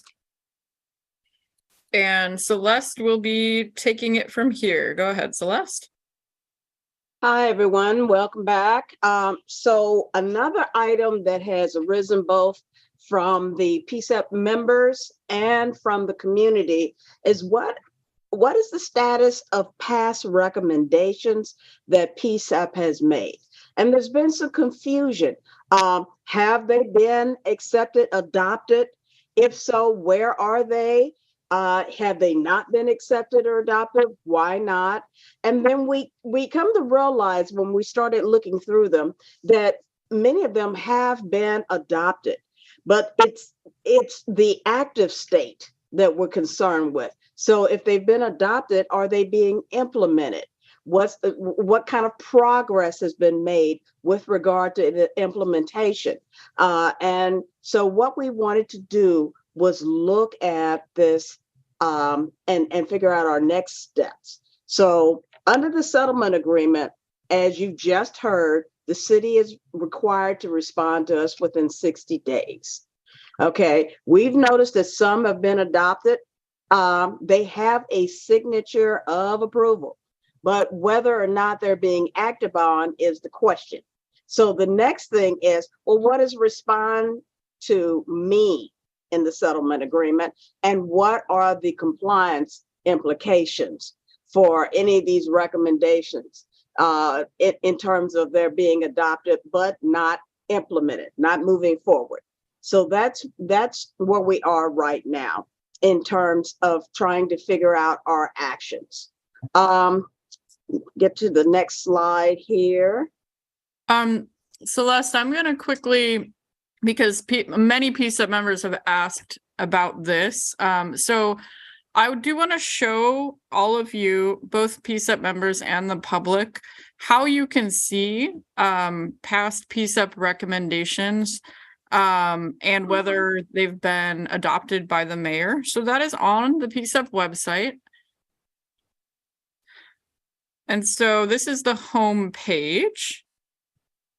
And so if you go to key info and documents, you scroll down, you can see there's a link to PCCEP statements and recommendations. So if we go there, you'll find a list of all PCCEP recommendations, both adopted, so approved would be like what we just did in this meeting. So like PCCEP agreed to approve this recommendation. Adopted means that either the mayor or chief of police actually signed those into, they adopted them. They said, yeah, we're going to move forward with this in some fashion. And so you can read both the text of those past recommendations as well as any documents that show, the adoption with the leadership's signatures and anything that they commented on, with regards to that recommendation. So this is all here. And I know a lot of you have been wondering, where these documents are housed. And so now you can find them all on the website. And so this hopefully will inform your ongoing discussion about this topic. And that's all I got.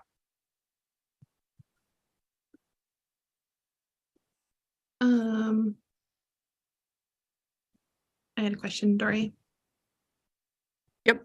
So I've gone on that website or that page and looked through, but what still feels confusing is I see where it says approved by, like, not all of them seem to be adopted. So like there's approved, that's PCCEP. Adopted is the mayor's office saying we read it, and some of them have like a signed letter saying, yeah, we adopted this recommendation. But then, then that missing part, I think, is what's the status and like whose job is it to check on that? Like, does Stephanie bring that to us? Do you bring that to us? Do we ask for it? Yeah, that'd be good to know. So, to your first point, yes, it is true that there are, two types of recommendations on there. If it just says approved and it doesn't say adopted, that means that it was not adopted, right? As far as follow-up, I would be happy to hear from other people at the city or even DOJ who have insight on this, but my understanding is that there is not a clear delineated process for how that works. And that is kind of what the co-chairs put up for discussion today. They have open questions about that exact thing.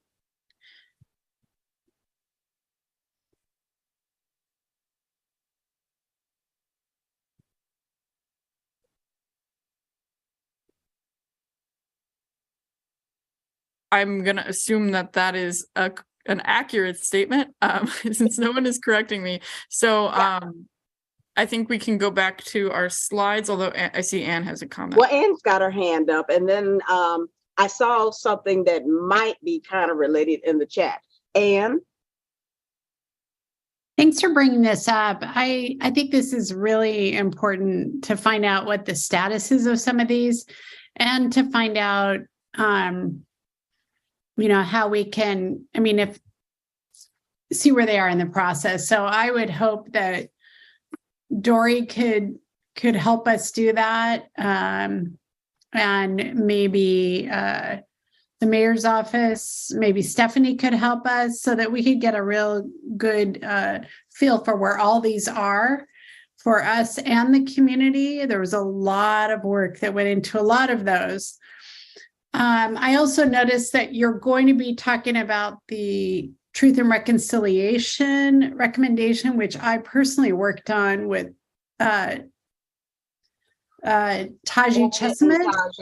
Yeah, former member. Spent hours on that. We're involved in that organizing of that when we were kind of not supported by the city. Anyway, so, and also I have to leave a little after 8. So I just wanted to share that there was so much work done on all of those. I just want to hold up the work of the community and PCCEP members now and past. As some have said, we all volunteer here. We have other things we do.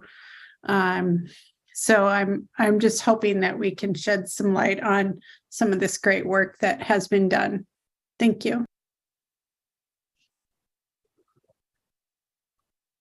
Yes, I'll just jump in really quickly just to say first of all, Dory, kudos. That website it is a lot of work. We've been working to recreate a lot of records for a long time, and so I just want to give a shout out to Dory for compiling all of that. That's really awesome. What I will do, I'm working on actually now working on developing a status report just on the open recommendations. So I will commit to that. I'll be working on that and getting that to you all as soon as possible. I think COCL reports also include the status of recommendations. So that's another place that offers maybe some insight. But I just wanted to let you know, I'm working on trying to get you all a response to open recommendations now. Thank you, Stephanie. We appreciate that. And then in as much as you're able, not just open recommendations and not just adopted recommendations, but what effects that they have had, whether it's been policy changes or updates, some kind of policy modification or practice modification, just how have the recommendations filtered into the real life in the areas they were aimed at. So the Truth and Reconciliation recommendation not only came up because Anne was concerned about it, but it was tangentially mentioned at the status hearing by former City Council member Joanne Hardesty. And she also had questions as to where we are going with them. So that's why it's our case study. We had people who were concerned, and we thought, well, this is a good one to use to explore where we're going and how we can move forward. Can we get the slide on the the next slides. Thank you.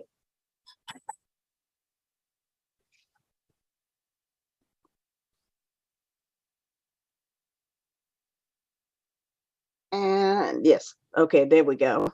So this is a summation, a summary of the recommendation.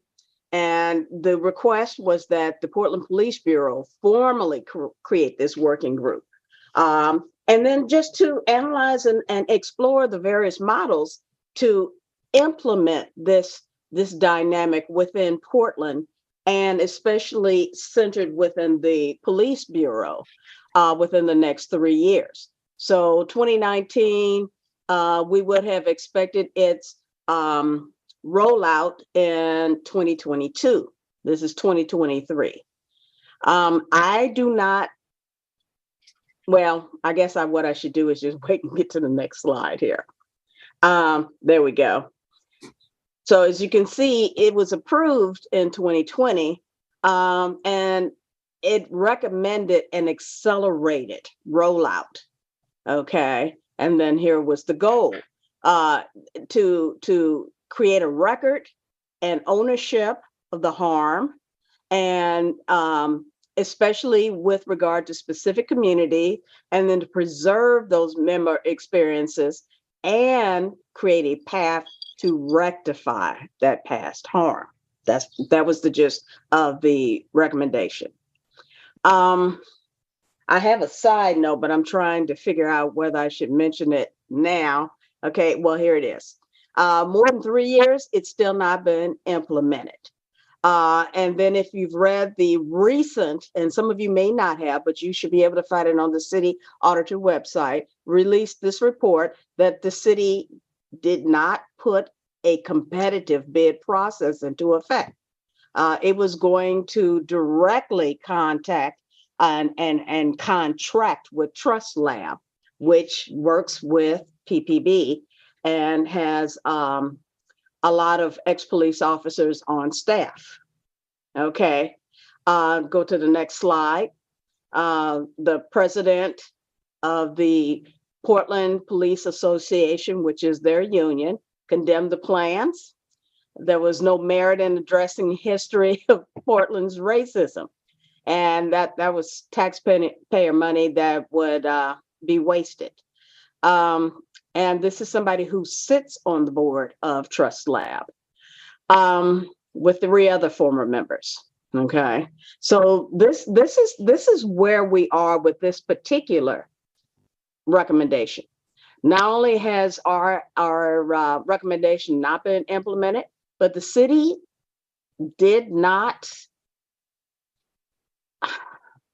with integrity move forward. Okay. And I'm having a moment here because I'm a little choked up. There's something I need to articulate. And I think this goes to the root of why we do some of the work we do.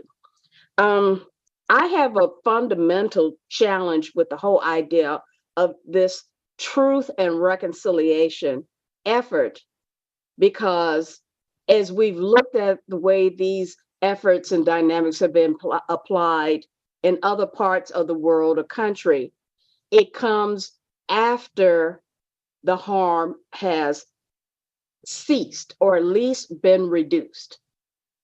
The harm has not ceased here in Portland. It has not been reduced. And we're only just now at the end of 2022 and still in 2023 grappling with some of the harms that came out of the protests following the Floyd death. So my fundamental challenge with this is that how can we even talk about reconciliation when we're still having these harms committed? And then there's the actions that have undermined the spirit that we as PCCEP put into this recommendation, which is it's not been implemented. A police officer and president of the police union said that this is a waste of time and said there is no lessons to be learned and no harms to address and no wounds to salve. And then what should we do since this has supposedly had the power of the settlement agreement behind it, but nothing has moved forward. So, what should we do about this implementation? And Ann and Pastor, I see your hands are up.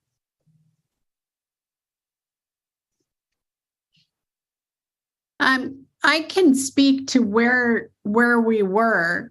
I was in the work group with Taji working on that, and we were working. We were contacted by John Hardessy's office. We're working with Andre Miller and others. There was a lot of analysis that we were doing. We also had the help of Portland State University and other groups that had done this work around the world. And it was very clear to us that talking and following up with what you said, Celeste, that this was a process that was needed to be handled very, very carefully.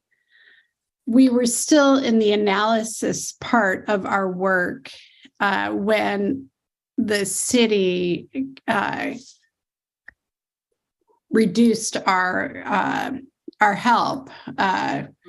We no longer had people helping us in the office, and then they tried to shut us down. But I do want to say that was never our intention to have Trust Lab or anything like it filled with some of what we came to say were those that harmed and oppressed would not be in a group in that process. So I feel very slighted by this whole trajectory of that work. It was not our work. I don't want my name on it. This was not anything we would ever have agreed to. And to push it through so quickly is disgusting. It's not community-based. And I'm just really, really sad that the city chose to do that. There was money for that work in Hardessy's budget, the mayor's budget. Who knows where that money is now? And so I'm just, once again, really disgusted with our city government. Thank you for that history and sentiment, Anne. And we appreciate the work that you did, and to remind us of what the spirit and an intent was in the original recommendation.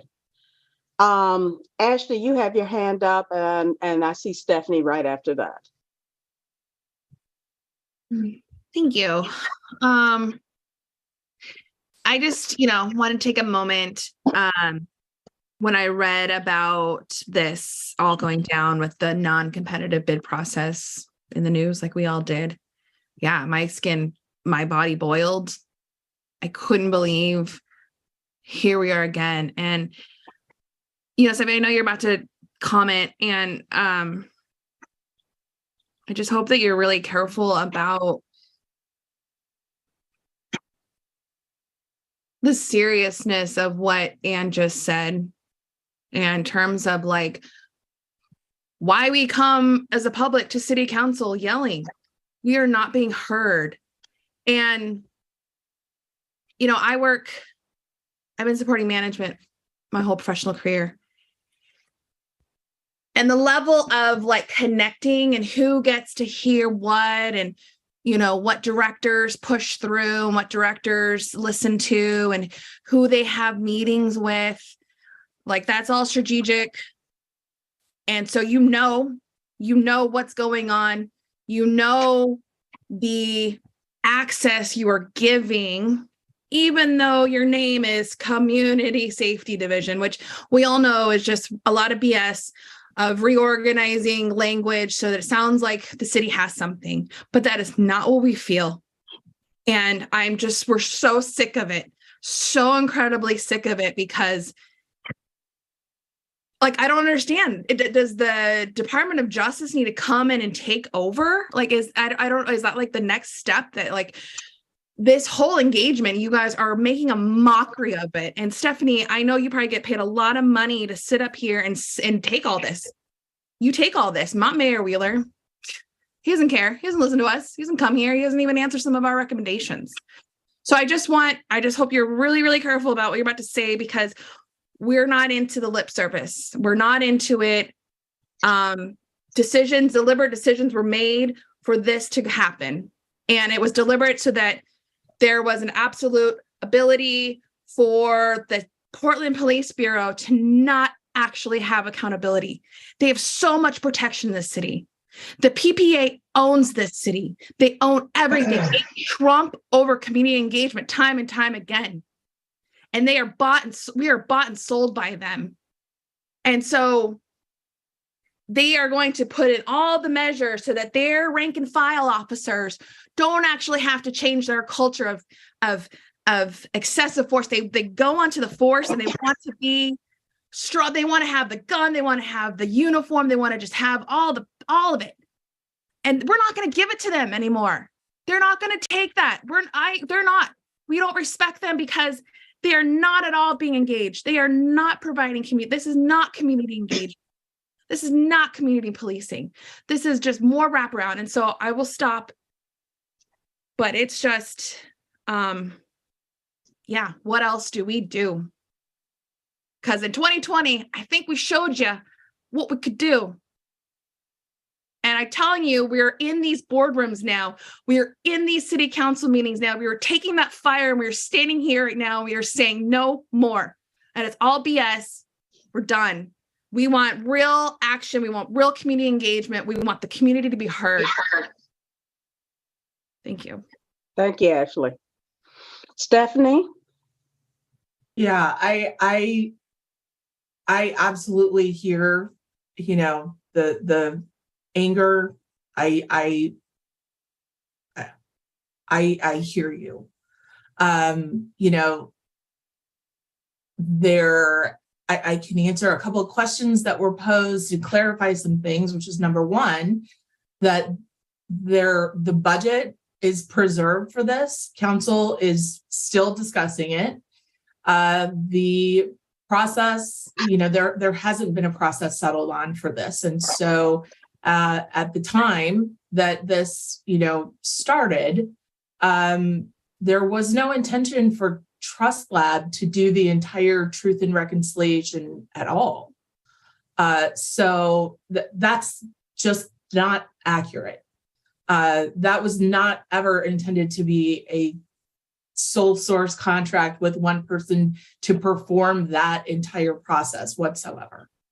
That being said, I continue to have discussions with council offices. Council offices are interested. We are working on it. We are figuring things out, and I would love to be able to get to every important thing that is going on in our city. I want to do that. I would, wish that there were enough hours in the day for me to be at every meeting and at every, community event so that I can answer questions and try to, bring clarity to anything I can. But the truth is that, council was, with the election, and the charter reform, there was a great deal of work that sucked up a lot of space for what council needs to do in the next couple of years. And it is a lot of work, a lot of priority, and there are many competing priorities in running a city. So that's not an excuse. That's just a fact of what is going on. I will continue to update you as I know more about what plans would be going forward. I don't have a final answer on that for you right now, but I don't want to. I can't. I want to acknowledge the frustration. I know. I hear you. Well, the truth is, in all honesty, in all bluntness, you're not ever going to be able to give us the answers we want because they're not going to tell you, and they will not come and speak to us. So you're going to be the middle person, always delivering the inadequate message to the frustrated public. And I'm sharing my colleagues' frustration, because if there is no concept of the need for trust building as a priority within City Council, then we're kind of like Don Quixote tilting at windmills, we're doing all this work and the city just pretty much cavalierly says, that's nice. And that's it.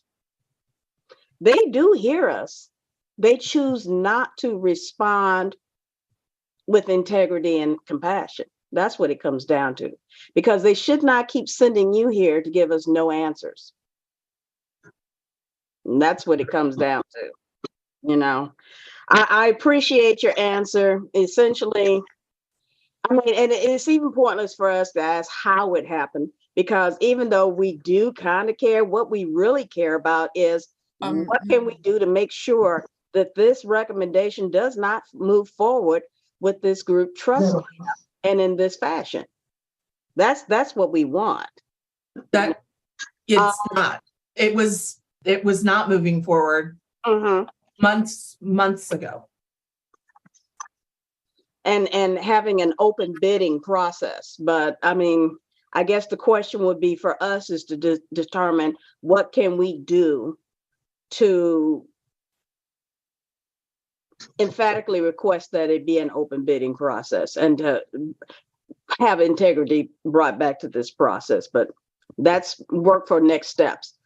Pastor, you have a hand up, and I want to make sure I get to you. Yes, thank you very much. I want to give full disclosure that I am very familiar with Trust Lab. I help work with the community outreach with them.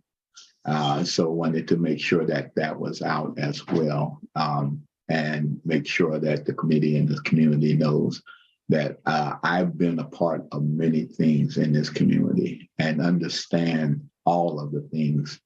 But again, just wanted to make sure that that was announced by me and no one else. Pastor, when you said you were part of it, what do you mean exactly? Again, I was the community outreach person who helped bring and introduce community to Trust Lab. So are you an employee of theirs? No, I'm not. I was. Okay. Thank you for that. Again, let me say, as everyone knows, Pastor Wiseman, I have many hats in this community for 30 years.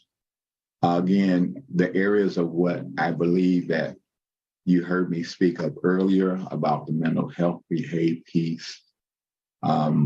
Even when we spoke with the outreach group that was going to be working for, and when we first came on with PCCEP on outreach, we heard the community's pain. I'm in that area right now that I hear so much trauma and so much pain from so many areas of level. But again, it's something that I believe that this city and people who've chose to volunteer in the city, the people who've chose to work in the city, we have to look at each other and we have to help and support the pain that people are going through. No one's not disclosing their pain. They're just frustrated because of what it is that their trauma is with. We need to really get to do that more. Thank you, Pastor.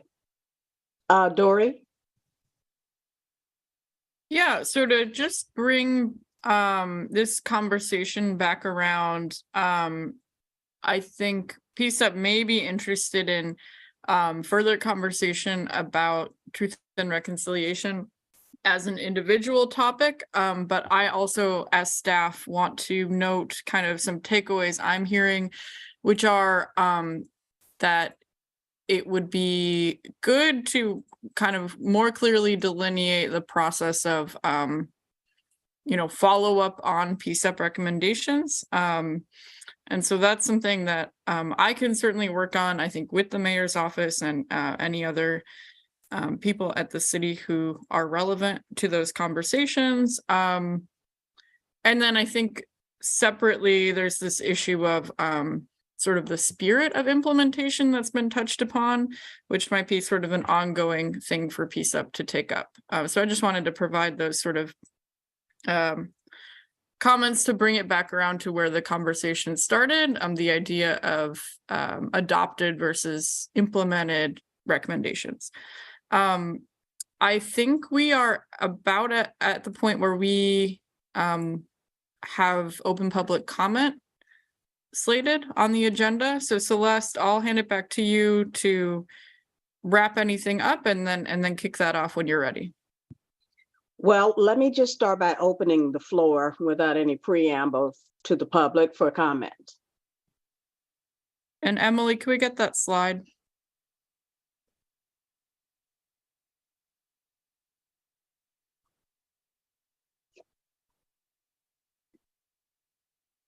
And while people are thinking about, oh, okay, let me go to Rochelle. Good evening. Hi, how are you? I'd like to ask Stephanie if she could explain a little about how she and Mike Myers gave out this no bid contract. I'd appreciate it. Thank you. There was no contract. That's the answer. There was no contract given.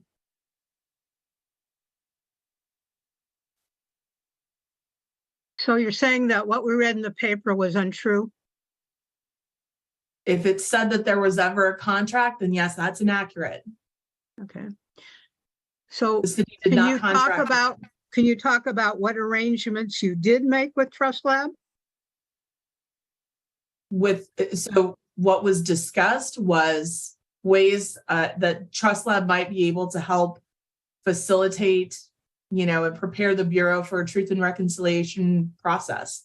That was what was discussed, and there was no contract. Thank you.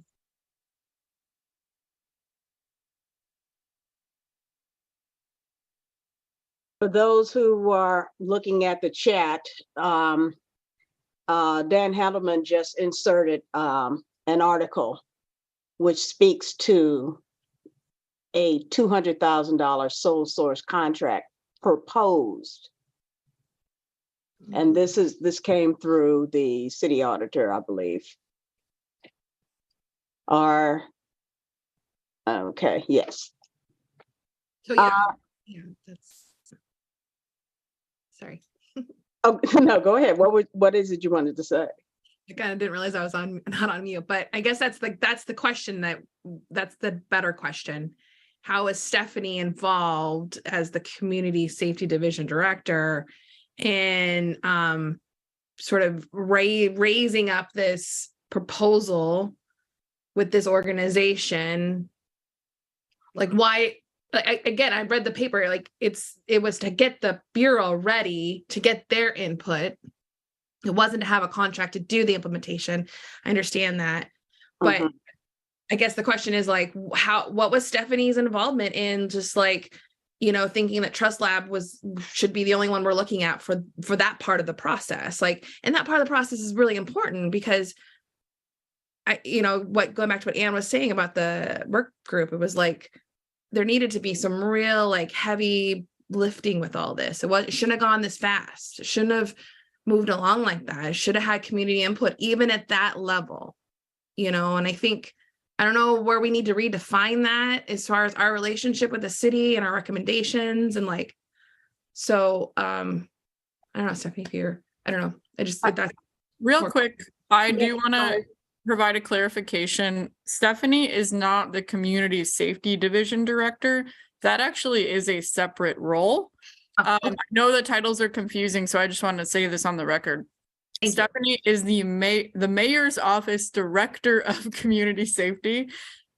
The distinction is she's in the mayor's office. The Community Safety Division operates separately. PCCEP is actually housed in CSD. But I will now allow Stephanie to respond to that question. Yeah, thank you, Dory. I was going to clarify that myself. So yeah, I work in the mayor's office.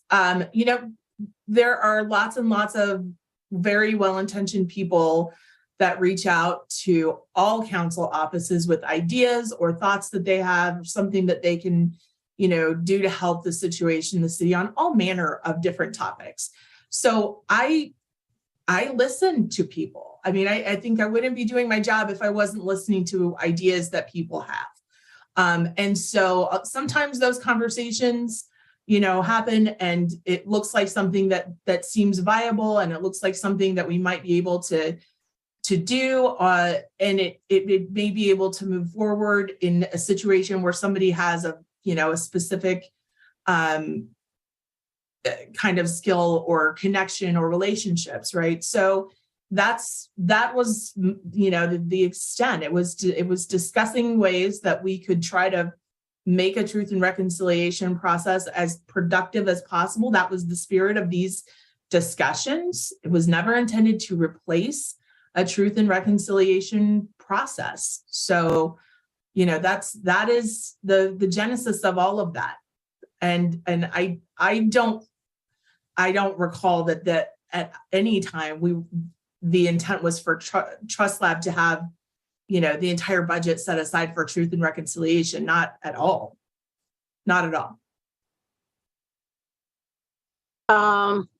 Elizabeth, you are up. Dr. Allen.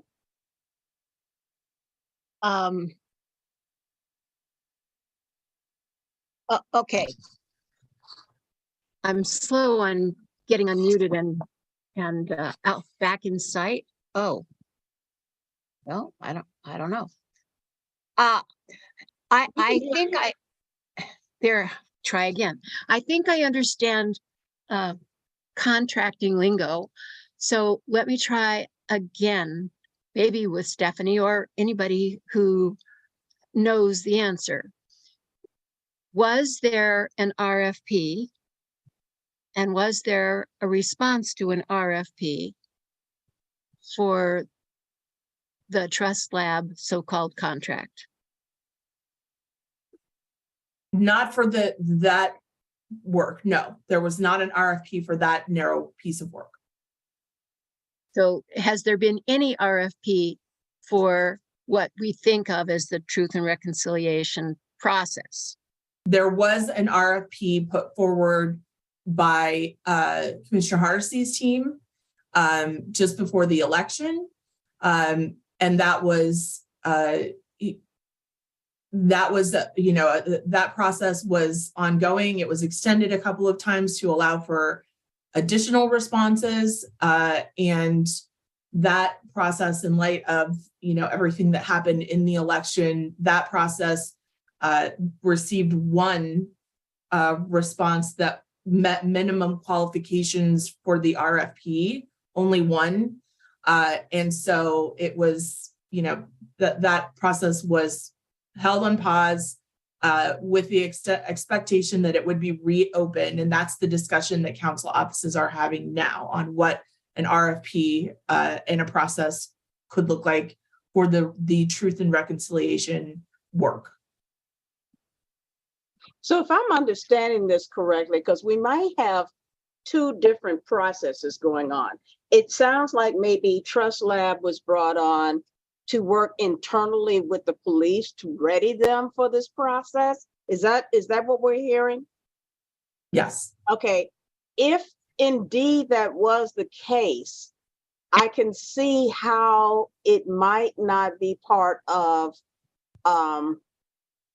an open process. I'm not saying I can condone or condemn. I'm just saying if it was an internal process to help prepare them to actually do the work, it would make some measure of sense. But I guess my next question is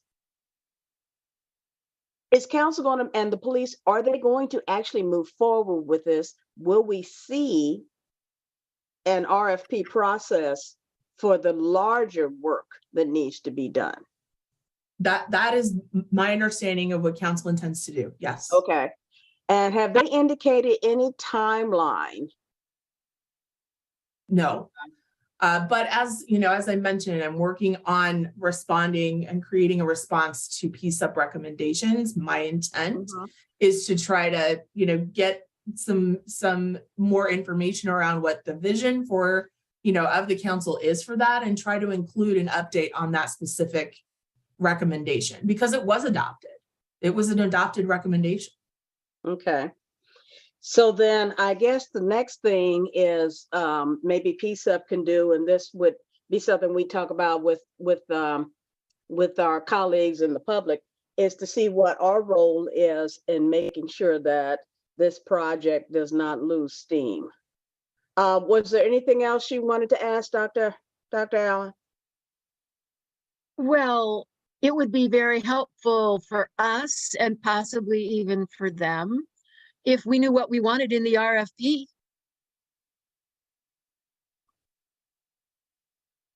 I think development of the RFP is something that council would welcome PCCEP and particularly PCCEP because they put together the recommendation, but I think that would be welcome input. Well, that sounds like that might be another town hall coming up, community engagement subcommittee. I did contracting for 20 some years for the Air Force. So I'm just saying, when I hear the words sounding billowy like clouds instead of clear like a square, makes me squirmy. Clearly articulated with some weight to it. Yes, I hear you. I'm done. Time check, Dory. We are at time. Yes, so any final comments, anybody? I'm going to add this to our community engagement subcommittee work plan for sure.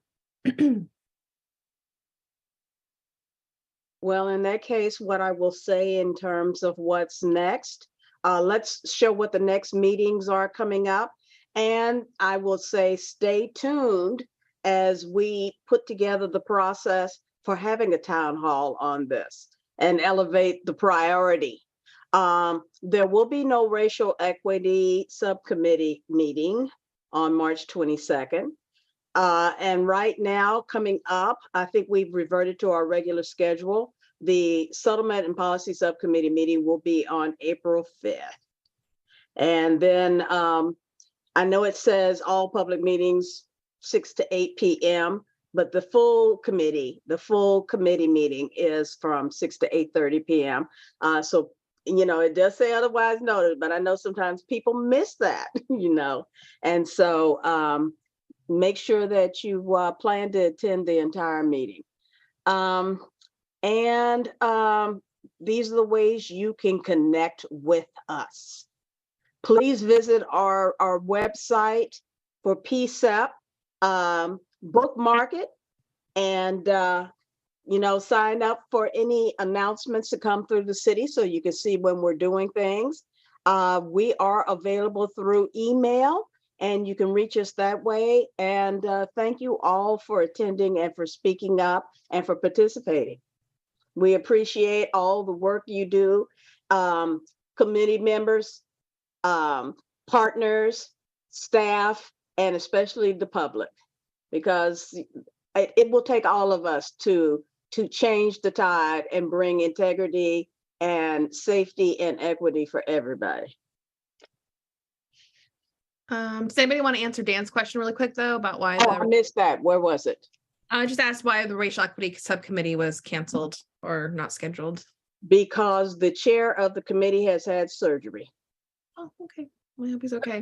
And he is the only one who does not have a co-chair. Okay. Yes. Thank you, everyone. Thanks, Celeste. Thanks, Dory. Good night, everyone. Thank you so Good much night, everyone. for all of your work tonight. And as always, and this meeting is adjourned. Recording stopped. Good night. Thanks, The recording everyone. has stopped.